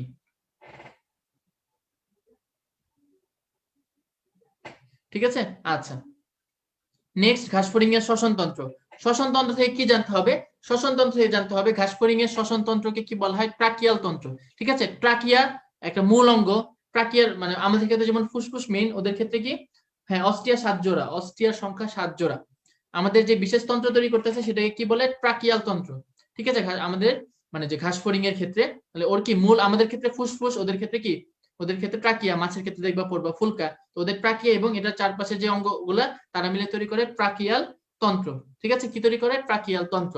এখন ট্রাকিয়াল তন্ত্রের যে অংশগুলোর নাম পড়তে হবে, সবার প্রথমে থাকে স্পাইরাকল। আমরা প্রথম থেকে বলে আসি যে স্পাইরাকল আমরা পরে পড়বো। স্পাইরাকল দেখো কি, ট্রাকিয়াল তন্ত্রের ছিদ্র, মানে আমাদের যেমন নাসা ছিদ্র আছে, ওদের ক্ষেত্রে স্পাইরাকল সেটা। স্পাইরাকলের সংখ্যা কত? 10 জোড়া। আর স্পাইরাকলের আবরণীকে কি বলা হয়? পেরিট্রিম। স্পাইরাকল কি দ্বারা আবৃত? পেরিট্রিম। এখন স্পাইরাকলের সংখ্যা আমরা পড়বো একটা ছন্দ দিয়ে। ঠিক আছে, এখন আবার উল্টাপাল্টা কমেন্ট করা শুরু করবা। তো ছন্দটা কি? ছন্দটা হচ্ছে প্রাণের বউ। মেয়েরা এখন শুনলে খুব খুশি হয়ে যাবে, ভাইয়া খুব সুন্দর একটা ছন্দ দিল। তাহলে এই প্রাণের বউ দিয়ে কি মনে রাখতে হবে? বাংলা ছবিতে যদিও খালি প্রাণের বউ নিয়ে কিছু না, বাংলা ছবিতে খালি প্রাণের স্বামী নিয়ে অনেক গান টান আছে। কি জানে, মৌসুমীর একটা ছবির মধ্যেও ছিল, ওই খায়রুন সুন্দরীর মধ্যে দেখলাম যে মৌসুমী ফেরদৌসের জন্য গায়। এটা তো অনেক আগে বের হয়েছে, তখন হচ্ছে বিটিভি টিভি দেখতাম অনেক। আচ্ছা, তাহলে এই প্রাণের বউ দিয়ে কি মনে রাখবা? প্রাণের বউ দিয়ে মনে রাখবো তোমার স্পাইরাকলের সংখ্যা। স্পাইরাকলকে 2 ভাগে ভাগ করা যায়, একটা হচ্ছে কাজের ভিত্তিতে, আর একটা হচ্ছে কি, এই রুগী কমেন্ট করতেছে কি, এখন রুগী কোত্থেকে আসলো? রুগী তো কবে চলে গেছে, তুমি কোন ইয়াতে আছো? তুমি টাইম ট্রাভেল করে পিছনে চলে গেছো। তাহলে প্রাণের বউ দিয়ে কি মনে রাখবা? 2 ভাগে ভাগ করা যায়, একটা হচ্ছে তোমার কাজের ভিত্তিতে, আর একটা হচ্ছে তোমার অবস্থানের ভিত্তিতে। অবস্থানের ভিত্তিতে 2টা, একটা হচ্ছে বক্ষ, একটা উদর। বক্ষে থাকে কয় জোড়া? 2 জোড়া। আর উদরে থাকে 8 জোড়া। আর কাজের ভিত্তিতে কি, প্রাণের, তাহলে বউ দিয়ে কি, বক্ষ উদর, বক্ষে 2 জোড়া, উদরে 8 জোড়া। ঠিক আছে, আর উদরে প্রাণের দিয়ে কি, প্রাণের প্র দিয়ে প্রশ্বাসী, প্রশ্বাসী কয় জোড়া? 4 জোড়া। আর নিঃশ্বাসী হচ্ছে শেষের 6 জোড়া। তাহলে মনে থাকবে, বক্ষে 2 জোড়া, উদরে তোমার 8 জোড়া। তারপর প্রশ্বাসী এবং নিঃশ্বাসী, প্রশ্বাসী কি প্রথম 4 জোড়া, নিঃশ্বাসী হচ্ছে শেষের 6 জোড়া। ঠিক আছে, তাহলে প্রাণের বউ দিয়ে মনে রাখবা। আচ্ছা, তারপর আছে তোমার 2 নাম্বার অংশ, সেটা হচ্ছে তোমার ট্রাকিয়া। ট্রাকিয়া থেকে কি পড়তে হবে? দেখো, প্রতিটা শ্বাসরন্ধ্র অ্যাট্রিয়ামে উন্মুক্ত হয়। তাহলে দেখো তোমার শ্বসনতন্ত্রের অংশ, ফার্স্টে তো আমরা একবারে হচ্ছে শ্বসনের গতিপথটা পড়ে ফেলবো। তাহলে ফার্স্টে কি ছিল? শ্বাসরন্ধ্র। শ্বাসরন্ধ্র থেকে কোথায় উন্মুক্ত হলো? অ্যাট্রিয়াম। অ্যাট্রিয়াম থেকে কি তৈরি হবে? অ্যাট্রিয়াম থেকে তৈরি হবে ট্রাকিয়া। ট্রাকিয়া থেকে এই লাইনটা দাগ দিয়ে নাও, খুবই একটা ইম্পর্টেন্ট লাইন, এটা তাড়াতাড়ি দাগাতে গিয়ে স্কিপ হয়ে গেছে। ঠিক আছে, ট্রাকিয়া কি ঘাসফড়িং এর প্রধান শ্বসন অঙ্গ। এই লাইনটা এখনই তোমরা, ভাইয়া বাংলা সিনেমা দেখেন, বাংলা সিনেমা যে অনেক আগে দেখতাম বিটিভি, সেটা হচ্ছে গিয়ে সেটা 2000 এরকম 9 আগে, যখন হচ্ছে গিয়ে সেটা এই ডিশ লাইন ছিল না। এখন তো ইউটিউব টিউটিউব হইয়া মোবাইল, আমরা তো ধরো মোবাইল ইউজ করছি এইচএসসি, মানে এইচএসসি তে উঠে। এখন মানুষজন হচ্ছে গিয়ে সেরকম আছে 4-5 এ মোবাইল ইউজ করে, আর ছোট বাচ্চারা তো মোবাইল ছাড়া খাওয়া দাওয়াই করে না। সেটা অনেক আগের কাহিনী। ঠিক আছে, ওটা মানে ওই প্রস্তর যুগের কাহিনী আর কি, বাংলা ছবি। এখন লাস্ট কবে বাংলা ছবি দেখছি ভুলে গেছি, দু একটা ভালো ছবি দেখে থাকতে পারি। শ্বাসনালী বা ট্রাকিয়া, তারপরে কি, ট্রাকিয়া হচ্ছে প্রধান শ্বসন অঙ্গ। আমরা ট্রাকিয়াল তন্ত্র পড়েছিলাম না? ঠিক আছে, ট্রাকিয়াল তন্ত্র। তাহলে এই ট্রাকিয়াল তন্ত্র কেন? ঘাসফড়িং এর প্রধান শ্বসন অঙ্গটা হচ্ছে ট্রাকিয়া। ট্রাকিয়া কি? ত্বকের অন্তঃপ্রবর্ধক হিসেবে গঠিত হয়। ট্রাকিয়া গঠিত কি হিসেবে? ত্বকের অন্তঃপ্রবর্ধক হিসেবে। ঠিক আছে? ট্রাকিয়ার স্তর কয়টা? 3 স্তর বিশিষ্ট। কি কি? 3টা লেয়ার, ভিত্তিঝিল্লি, ইন্টিমা এবং এপিথেলিয়াম। কি বললাম? ভিত্তিঝিল্লি, ইন্টিমা এবং এপিথেলিয়াম। ঠিক আছে? হ্যাঁ, এখন কি ওই টিভি দেখে না? এই তোমরা এই টিভির কাহিনী বন্ধ করো। একটা কি আমি বলছি যে ছন্দ বলছি, এখন তোমরা হচ্ছে গিয়ে সেটা তোমার ছবি টবি নিয়ে হচ্ছে গিয়ে পড়ে আছো এখনো। এই তোমরা ছবির কথা বাদ দাও, ছবি তো কবে চলে গেছে। এই যে ধরো স্লাইডও আমি সরাই ফেললাম, যাও। তোমরা ছবির কথা বাদ দাও, এখন হচ্ছে পড়াশোনা করো। ঠিক আছে? ওইটাই বললাম যে বাংলা ছবি এখন আজকাল দেখা হয় না, ভালো ছবি থাকলে ওইভাবে ভালো ছবি হলে দেখা হয় অবশ্যই। এই তোমরা, তোমাদের তো ব্লগ দেওয়া লাগবে। শুরু হয়ে গেছে কমেন্ট। আচ্ছা, আমি হচ্ছে গিয়ে নাম নোট করতেছি, দাঁড়াও। কে আছে তোমার? ক্লাস না করে তোমাদের এখন নাম খুঁজি আমি।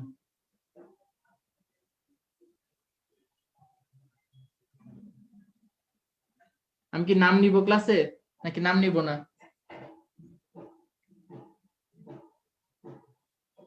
সব ইম্পর্টেন্ট লাগতেছে, কোথা থেকে যে আসবে কোশ্চেন। ছন্দটা কি কম্পিনিয়ন বুকে নাই?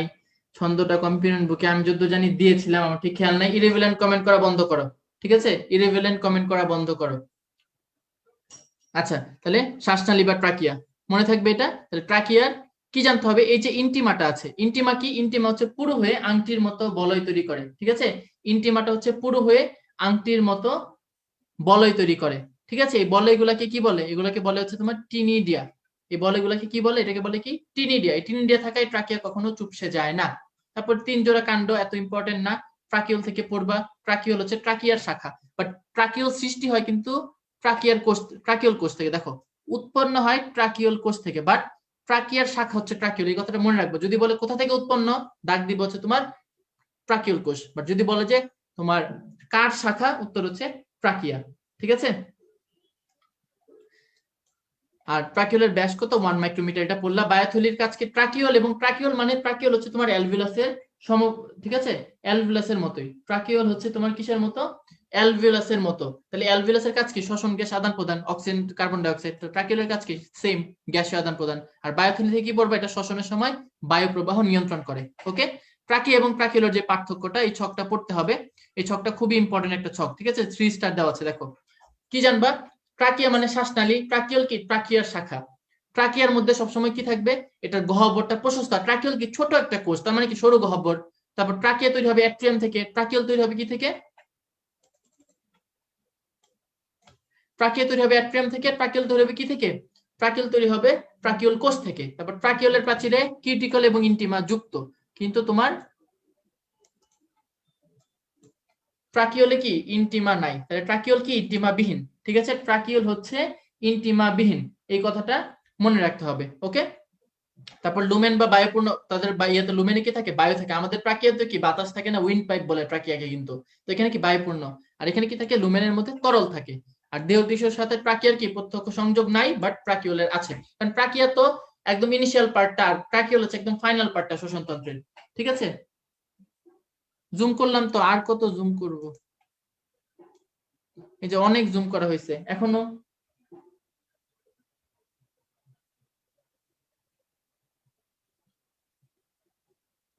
ঠিক আছে?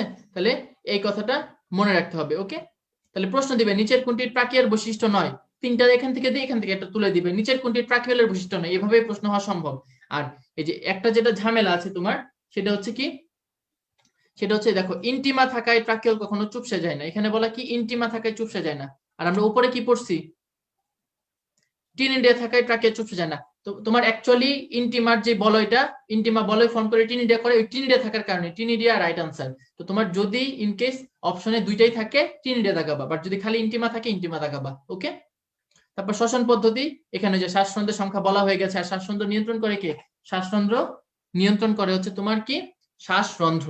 ঠিক আছে? শ্বাস গ্রহণ এবং শ্বাসত্যাগটা শ্বাসরন্ধ্র নিয়ন্ত্রণ করে, এটা মনে রাখবা। তারপর আসো রেচনতন্ত্র। রেচনতন্ত্র থেকে খুব শর্ট, তেমন কিছু বলার নাই। তার প্রধান রেচন অঙ্গ হচ্ছে কি?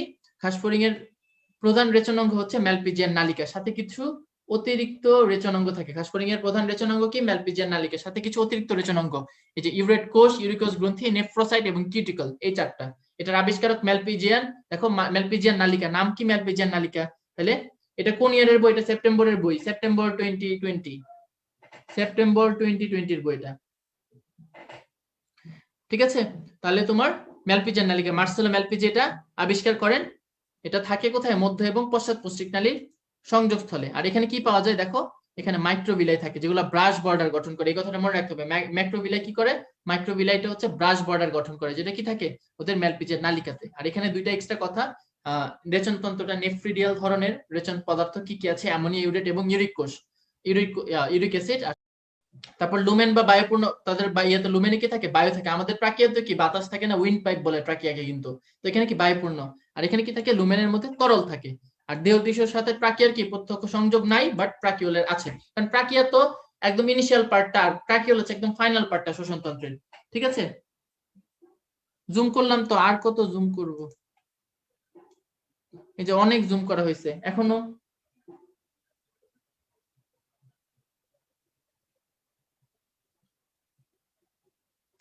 ঠিক আছে, তাহলে এই কথাটা মনে রাখতে হবে। ওকে, তাহলে প্রশ্ন দিবে নিচের কোনটি ট্রাকিয়ার বৈশিষ্ট্য নয়? তিনটা এখান থেকে দিয়ে এখান থেকে একটা তুলে দিবে, নিচের কোনটি ট্রাকিওলের বৈশিষ্ট্য নয়। এভাবেই প্রশ্ন হওয়া সম্ভব। আর এই যে একটা যেটা ঝামেলা আছে তোমার, সেটা হচ্ছে কি? সেটা হচ্ছে দেখো, ইন্টিমা থাকায় ট্রাকিওল কখনো চুপসে যায় না। এখানে বলা কি? ইন্টিমা থাকায় চুপসে যায় না। আর আমরা উপরে কি পড়ছি? টিনিডিয়া থাকায় ট্রাকিয়া চুপসে যায় না। তো তোমার অ্যাকচুয়ালি ইন্টিমার যে বলয়টা, ইন্টিমা বলয় ফর্ম করে টিনিডিয়া করে, ওই টিনিডিয়া থাকার কারণে টিনিডিয়া রাইট আনসার। তো তোমার যদি ইন কেস অপশনে দুইটাই থাকে, টিনিডিয়া দাগাবা, বাট যদি খালি ইন্টিমা থাকে, ইন্টিমা দাগাবা। ওকে, তারপর শ্বসন পদ্ধতি। এখানে যে শ্বাসরন্ধ্রের সংখ্যা বলা হয়ে গেছে। আর শ্বাসরন্ধ্র নিয়ন্ত্রণ করে কে? শ্বাসরন্ধ্র নিয়ন্ত্রণ করে হচ্ছে তোমার কি? শ্বাসরন্ধ্র। ঠিক আছে, শ্বাস গ্রহণ এবং শ্বাসত্যাগটা শ্বাসরন্ধ্র নিয়ন্ত্রণ করে, এটা মনে রাখবা। তারপর আসো রেচনতন্ত্র। রেচনতন্ত্র থেকে খুব শর্ট, তেমন কিছু বলার নাই। তার প্রধান রেচনাঙ্গ হচ্ছে কি? ঘাসফড়িং এর প্রধান রেচনাঙ্গ হচ্ছে ম্যালপিজিয়ান নালিকা, সাথে কিছু অতিরিক্ত রেচনাঙ্গ থাকে। ঘাসফড়িং এর প্রধান রেচনাঙ্গ কি? ম্যালপিজিয়ান নালিকা, সাথে কিছু অতিরিক্ত রেচনাঙ্গ, এই যে ইউরেট কোষ, ইউরিকোষ গ্রন্থি, নেফ্রোসাইট এবং কিউটিকল, এই চারটা।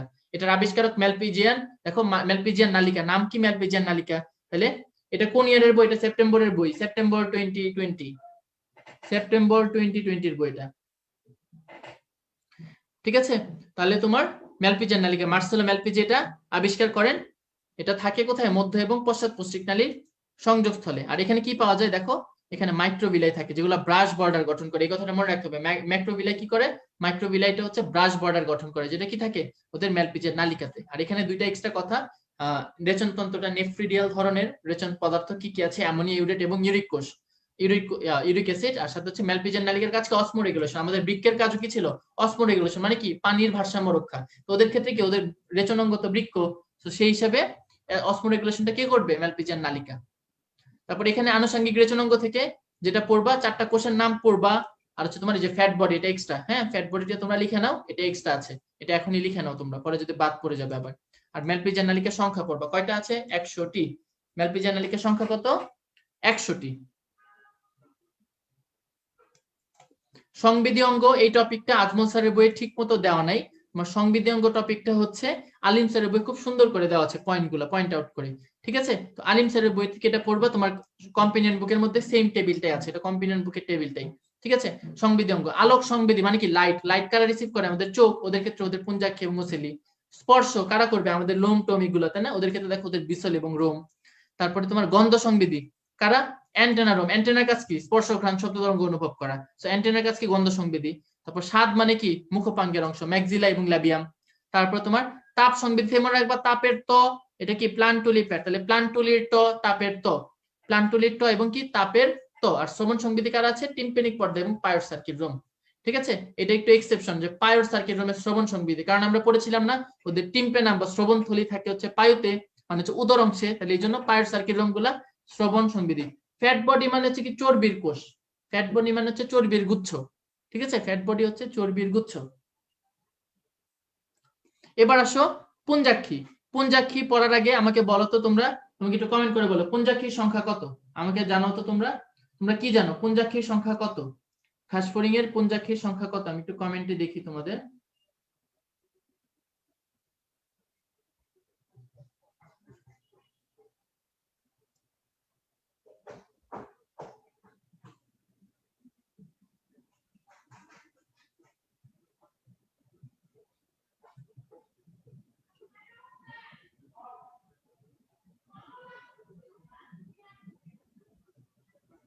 আচ্ছা 2000 একজন আনসার দিয়েছে।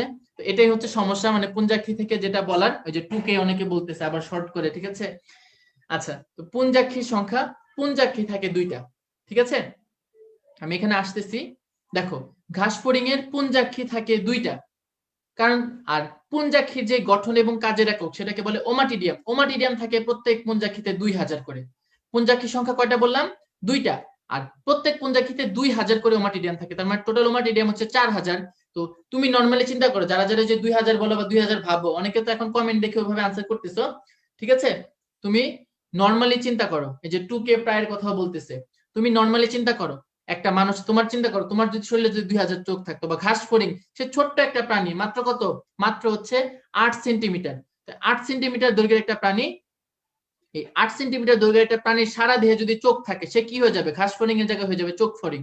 ঘাস ফড়িং এর নতুন নামকরণ করতে হবে, যে এটা ঘাস ফড়িং না, একে বলা হবে চোখ ফড়িং, ঠিক আছে। তো এই চোখ ফড়িং এর কথা চিন্তা ভাবনা করা যাবে না। ওমাটিরিয়াম থাকে প্রত্যেক পুঞ্জাক্ষীতে 2000, আর তোমার ইয়াকি থাকে, পুঞ্জাক্ষী হচ্ছে জাস্ট 2টা, ঠিক আছে। এটা এটা হচ্ছে গিয়ে মানে খুবই কমন মিস্টেক, এটা আমি ইয়া করবো না। নর্মাল হচ্ছে কি, রেগুলার ক্লাসে যখন ইয়া বলে একদম 2 ভাগে ভাগ হয়ে যায়, কেউ বলে 2, কি কি উত্তর দেন বলি, কেউ বলে 2, কেউ বলে 2000, কেউ বলে প্রায় 2000, কেউ কেউ 4000, 1800, ভিন্ন ভিন্ন মাত্রার আনসার পাই, ঠিক আছে। বাট তোমার এটা সবারই ভুল হওয়ার কথা, এটা এই ভুল হওয়াটা খুবই কমন, ঠিক আছে। তাহলে এই চোখ ফড়িং এ যাওয়া যাবে না, হ্যাঁ। পুঞ্জাক্ষী সংখ্যা কত? 2টা, ঠিক আছে, চোখ ফড়িং না। এবার দেখো এই পুঞ্জাক্ষীর গঠন এবং কার্যের একক যাকে বলে ওমাটিডিয়াম, এই পেজে দেখো অনেক কিছু আছে। ওমাটিডিয়াম থেকে পড়তে হবে আমাদের 10টা অংশের নাম, এটা আমরা একটা ছন্দ দিয়ে পড়বো। ছন্দটা কি? ছন্দটা হচ্ছে তোমার ক্রিকেটের আভাস, ঠিক আছে।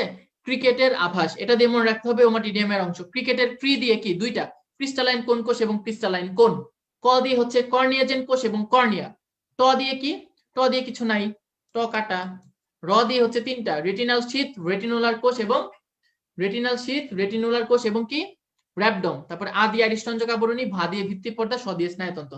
তাহলে তোমার 10টা নাম মাস্ট মনে রাখতেই হবে, ঠিক আছে। ওমাটিডিয়ামের পার্টস গুলো মুখস্থ করতে হবে অবশ্যই। এই ক্রিকেটের আভাস দিয়ে পড়বা, মিলাই নিবা, খালি কি মনে রাখবা? ট দিয়ে কিছু নাই, ওকে। আর এক্সট্রা যেটা পড়তে হবে এখান থেকে আমি বলি, কর্নিয়া, কর্নিয়া থেকে এই লাইনটা দাগ দাও। কর্নিয়া লেন্সের মতো কাজ করে, ওর কোনো স্পেসিফিক লেন্স নাই, মানুষের চোখে যেটা থাকে, তো ওর ক্ষেত্রে ওর কর্নিয়াটাই ওর লেন্সের মতো কাজ করে। তারপরে ক্রিস্টালাইন কোন, এটা কি? প্রতিসরণশীল অঙ্গ। তাহলে প্রশ্ন দিবে প্রতিসরণশীল অঙ্গ হিসেবে কে কাজ করে? উত্তর কি? ক্রিস্টালাইন কোন। তারপর রেটিনুলার কোষ, এটা 7 থেকে 8টা থাকে। আর র‍্যাবডম, এটা খুবই ইম্পর্টেন্ট, এর মাধ্যমে আলো গৃহীত হয়। এটা ভর্তি পরীক্ষায় আসছে 2017 বা 18তে, যে ঠিক আছে 2017 বা 18তে কি আসছে, যে র‍্যাবডমের মাধ্যমে কি হয়? এর মাধ্যমে আলো গৃহীত হয়। মানে কোনটির মাধ্যমে আলো গৃহীত হয়? উত্তর কি? র‍্যাবডম। তো র‍্যাবডমের আরেকটা কাজ আছে, প্রতিবিম্ব গঠন। তোমরা সবাই প্লিজ একটু লিখে নাও এই শব্দটা, এটা আলিম স্যারের বই আছে। র‍্যাবডমের কাজ কি? প্রতিবিম্ব গঠন, ঠিক আছে, প্রতিবিম্ব গঠন। তাহলে যে কোনো কিছু দিতে পারে, তুমি আলো গৃহীত হয় মনে রাখলা, সাথে কি মনে রাখলা? প্রতিবিম্ব গঠন। তারপরে আসো তোমাদের সুপারপজিশন এবং অ্যাপোজিশন। কেন তোমাদের সুপারপজিশন অ্যাপোজিশন বললাম? কারণ এই জিনিস দিয়ে হচ্ছে মনে করো কি ইন্টারে ঘাস ফড়িং তোমরা পার করো, ওমাটিডিয়াম স্ট্রাকচারটা একটু পড়ো, আর সুপারপজিশন অ্যাপোজিশন দিয়ে, কারণ খুব কমনলি এটা আসে। তো এখন এত কিছু পড়তে হবে না, খালি আমরা পড়বো কি এই টেবিলটা। সুপারপজিশন এবং অ্যাপোজিশন আরেক নাম কি? মোজাইক। অ্যাপোজিশনের আরেক নাম কি? মোজাইক। আমরা এক সাইড পড়বো, এক সাইড পড়ে পরের সাইডটা মিলাবো। তুমি এটা বাদ দাও, মোজাইক, অ্যাপোজিশন বা মোজাইক কখন হবে? দেখো উজ্জ্বল আলো, তারপর এখানে কি হবে? আবরণীগুলা প্রসারিত হবে, ঠিক আছে। উজ্জ্বল আলো, তারপরে আবরণীগুলো কি হবে? প্রসারিত হবে। তারপরে তোমার কি আছে? মোজাইক প্রতিবিম্ব। এটা কিরকম? আলো রশ্মিটা ওমাটিডিয়ামের মধ্যে উলম্বিক ভাবে পড়ে, লম্বালম্বি ভাবে। আর যেহেতু লাইট ভালো, এখন চিন্তা করো, তুমি লাইট ভালো হলে কি? তুমি তো ভালোই দেখবা, অন্ধকার থাকলে ব্লাড দেখবা, তাই না? তাহলে তোমার লাইট যেহেতু ভালো, তুমি কি সুস্পষ্ট প্রতিবিম্ব দেখবা। তাহলে এটার একদম অপোজিট হচ্ছে সুপারপজিশন। মৃদু আলোতে হয় আবরণী সংকুচিত, এখানে প্রসারিত, এখানে সংকুচিত। এখানে কি? অস্পষ্ট প্রতিবিম্ব, এখানে সুস্পষ্ট। জাস্ট একটাই কথা আছে, সেটা কি? এই জায়গাতে 3 নাম্বার পয়েন্ট, সুপারপজিশনে আলোক রশ্মি 2 ভাবে পড়বে। এমন করে তুমি অন্ধকারে, অন্ধকারে কি করবা? তুমি যে কোনো মাত্রায় ট্রাই করবা। আমি একটু কিছু দেখি, মাঝে মধ্যে বাসায় কারেন্ট গেলে লাইট খোঁজার জন্য কি করো, মানে চোখগুলো বড় বড় করে দেখো না, যে হচ্ছে গ্যাসের কিছু দেখতে পারি কিনা। তো এরকম কি সুপারপজিশনও সেম জিনিসটা হয়, সব ভাবে আলোক রশ্মি পড়ে যাতে সে ভালো করে কিছু দেখতে পারে, ওকে। তারপর স্পট এক্সাম 3 আনসার করে ফেলো। 3টা প্রশ্ন আমাদের আজকে লাস্ট স্পট এক্সাম, আনসার করে ফেলো, তারপর আমরা চট করে ঘাস ফড়িং শেষ করে ফেলবো।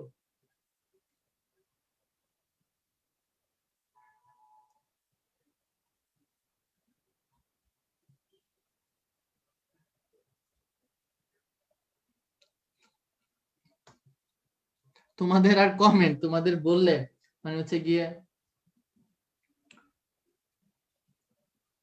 এটা বৃথা কাজ আর কি, তোমরা কমেন্ট করো না উল্টা পাল্টা, মানে তোমরা একটা টপিক পাইলে টপিক নিয়ে শুরু করতেই থাকো আর কি, চলতে থাকে তোমাদের। আচ্ছা, আনসার দেওয়া শুরু হয়ে গেছে। তাহলে প্রথম দেখো ওমাটিডিয়ামের সর্বমোট সংখ্যা কত, উত্তর কি হবে ডি। প্রথমটা কিন্তু সি না, প্রথমটা ডি, সর্বমোট বলেছি দুইটা পুঞ্জাক্ষিতে 4000।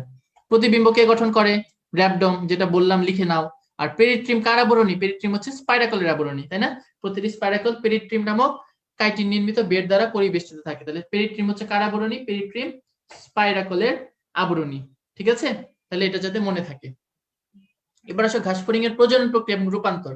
প্রজনন থেকে কি পড়বা, সত্য মিথ্যার জন্য দুইটা লাইন। ঘাসফড়িং এক লিঙ্গ প্রাণী এবং কি ঘাসফড়িং এর যৌন দৃঢ়তা সুস্পষ্ট। যৌন দৃঢ়তা মানে কি, তুমি বাইরে থেকে দেখে, মানুষ দেখে তুমি বুঝো না কে ছেলে কে মেয়ে, তো এরকম ওর ক্ষেত্রে ওর যৌন দৃঢ়তাটা সুস্পষ্ট বোঝা যায়, মানে যৌন দৃঢ়তা মানে বাইরে থেকে দেখে সহজে চেনা যায়। এই যে দেখো এই লাইনটা দিছে, এটাই যৌন দৃঢ়তা। ঠিক আছে, স্পেশালি ফিমেলের ওভিপোজিটরটা দেখে হচ্ছে তাদের চেনা যায়। এখন কি পড়তে হবে, পুং প্রজনন তন্ত্রের, দেখো এই লাইনটা দাগ দেওয়া, স্ত্রী থেকে এগুলা দাগ দেওয়া। তাহলে তোমাকে পড়তে হবে এটাই, কোনটা পুং প্রজননতন্ত্রের অংশ, কোনটা স্ত্রী প্রজননতন্ত্রের অংশ। ঠিক আছে, এর মধ্যে দেখো এই যে এখানে আমি একটা নীলকালি করে দিছি, সেমিনাল ভেসিকল। এখানে নীলকালি করছি কোথায়, স্পার্মা থেকে বা সেমিনাল রিসেপ্টাকল। তোমার দেখবা পরীক্ষার মধ্যে যাই আসুক, কোনটি পুং প্রজননতন্ত্রের অংশ অংশ নয়, কোনটি স্ত্রী প্রজননতন্ত্রের অংশ অংশ নয়, ঘুরে ফিরে দেখবা অপশনের মধ্যে সেমিনাল ভেসিকল আর স্পার্মা থেকে বা সেমিনাল রিসেপ্টাকল, এই তিনটার মধ্যে ঘুরে ফিরে আসবে এবং এগুলোর মধ্যে কোন একটা উত্তর হবে। এবং তেলাপোকা যখন সিলেবাসে ছিল এরকম একটা সেম প্রশ্ন আসছে। তাহলে তুমি মনে রাখো সেমিনাল ভেসিকল থাকে পুরুষের, আর সেমিনাল রিসেপ্টাকল বা স্পার্মাথিকা, সেমিনাল রিসেপ্টাকল মানে কি, স্পার্ম রিসিভ করবে, স্পার্ম কারা রিসিভ করে, ফিমেল এর জন্য সেটা তাদের থাকে। আর এখান থেকে তিনটা অবস্থান পড়তে হবে। শুক্রাশয় তৃতীয় চতুর্থ পঞ্চম খণ্ডকে থাকে, ক্ষেপণনালী থাকে পুরুষের নবম খণ্ডক, আর তোমার যোনি থাকে সপ্তম খণ্ডক। শুক্রাশয় থাকে কি বললাম, শুক্রাশয় থাকে তোমার তৃতীয় চতুর্থ পঞ্চম বা মিডিয়ান লিগামেন্ট যেটাই বলো, তারপর ক্ষেপণনালী নবম, যোনি হচ্ছে সপ্তম খণ্ডক, এই তিনটা অবস্থান পড়তে হবে। আর স্পার্মাথিকা কাজ কি, সে হচ্ছে শুক্রাণু রিসিভ করবে, রিসিভ করে কিছু ক্ষণের জন্য জমা রাখবে। তাহলে দেখো অল্প সময়ের জন্য শুক্রাণু স্ত্রী দেহে জমা রাখা কার কাজ, স্পার্মাথিকার কাজ। ঠিক আছে, এখানে কিছু এক্সট্রা কথা বলা, তোমার যোনির সাথে সংযুক্ত গ্রন্থি, সহায়ক গ্রন্থিকে বলে কোলেটেরিয়াল গ্রন্থি। তারপর সেমিনাল ভেসিকলের আরেকটা নাম দেখো শুক্রথলি, আর স্পার্মাথিকার নাম হচ্ছে শুক্রধানী। ঠিক আছে, শুক্রাণু ধারণ করে, গ্রহণ করে ধারণ করে, এটা কি স্পার্মাথিকা। আর শুক্রথলিকে সেটা হচ্ছে সেমিনাল ভেসিকল। আর অনুডিম্বাশয় থাকে 6 থেকে 8টা বা 8টা, এই ইনফরমেশনটা একটু দেখবে এক্সট্রা। প্রজনন প্রক্রিয়া থেকে আমরা 3টা ঋতু পড়বো। প্রজনন প্রক্রিয়া থেকে আমরা কি পড়বো, 3টা ঋতু পড়বো। কি, ঘাসফড়িং এর যৌন মিলন কখন হবে, গ্রীষ্মের শেষের দিকে, মানে 3টা বেজর ঋতু দেখো আমাদের, গ্রীষ্ম বর্ষা শরৎ হেমন্ত শীত বসন্ত। 3টার মধ্যে বেজর কোনগুলা, গ্রীষ্ম শরৎ এবং শীত। তাহলে গ্রীষ্মকালে কি হবে, গ্রীষ্মের শেষে যৌন মিলন হয়। নিষেক থেকে কি পড়বা, ওদের ডিম্বাণুর যে ছিদ্র তাকে বলে মাইক্রোপাইল, মানুষের ডিম্বাণুর ছিদ্রকে মাইক্রোপাইলি বলে, বা ওই উদ্ভিদের ক্ষেত্রে ডিম্বকের ছিদ্রকে মাইক্রোপাইলি বলতেছে। ডিম পাড়া গ্রীষ্মকালের পরে 3 নাম্বার, 2 নাম্বার কি শরৎকাল। শরৎকাল কখন, ডিম পাড়া পর্যন্ত, মানে শরৎকাল পর্যন্ত ডিম পাড়া অব্যাহত থাকে। আর ডিম কয়টা পারে এটা এত ইম্পর্টেন্ট না, মানে এটাই বলছে ঘাসফড়িং ওভিপোজিটরের সাহায্যে 20 সেন্টিমিটারে 10টা করতে করে 200টা ডিম পারে। মানে কি, একটা করতে 20টা ডিম, 10টা করতে 200 ডিম। অনেকে আবার কি করে, এই যে 20-এর সাথে 10কে গুণ দিয়ে আবার বলে হচ্ছে 10 সেন্টিমিটার, এটা গুণ দিয়ে কি বলে 2000 ডিম পারে। ম্যাথ তো আমাদের জুলজিতে আসে না। ঠিক আছে, অনেকে হচ্ছে কি করে 10 সেন্টিমিটারের সাথে এই 20কে গুণ দেয়, হইলো 200, ওইটাকে আবার 10 দেয়, হইলো কত 2000, 2000 না 200। গর্তটার সাইজ 10 সেন্টিমিটার, বাট ডিম থাকে একটা গর্তে 10টা করতে 20টা করে। আর এখান থেকে এক্সট্রা যেটা পড়বা, ঘাসফড়িং এর ডিম্বাণুটা কোন ধরনের, ঘাসফড়িং এর ডিম্বাণুটা হচ্ছে সেন্ট্রোলেসিথাল। কি বললাম, সেন্ট্রোলেসিথাল। আলিম স্যারের বইয়ে এই সেন্ট্রোলেসিথালের আরেকটা নাম আছে।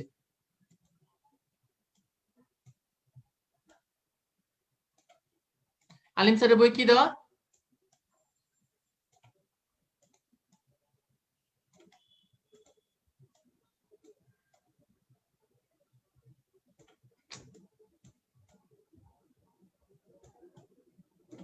মেটালেসিথাল। আলিম স্যারের বই কি বললাম, মেটালেসিথাল। তাহলে সেন্ট্রোলেসিথালের আরেক নাম কি, মেটালেসিথাল। এটা সবার বই লিখে নাও, সেন্ট্রোলেসিথালের উপরেই লিখে নাও, সেন্ট্রোলেসিথালের আরেক নাম কি, মেটালেসিথাল। অপশন যদি থাকে কনফিউজড হবে না। ঠিক আছে, সেন্ট্রো বা মেটালেসিথাল, এটা যাতে মনে থাকে সবার। আর দেখো ওর পরিস্ফুটন, আমরা বলছিলাম 3টা ঋতু পড়বো, এখন কি পড়বো আমরা, শীতকাল। দেখো শীতকালে ওর পরিস্ফুটন বন্ধ থাকে, এটাকে কি বলে, ডায়াপজ। পজ মানে কি কোনো কিছু সাময়িকভাবে বন্ধ থাকে, তাহলে শীতকালে পরিস্ফুটন বন্ধ থাকে কি বলে ডায়াপজ, খুবই ইম্পর্টেন্ট।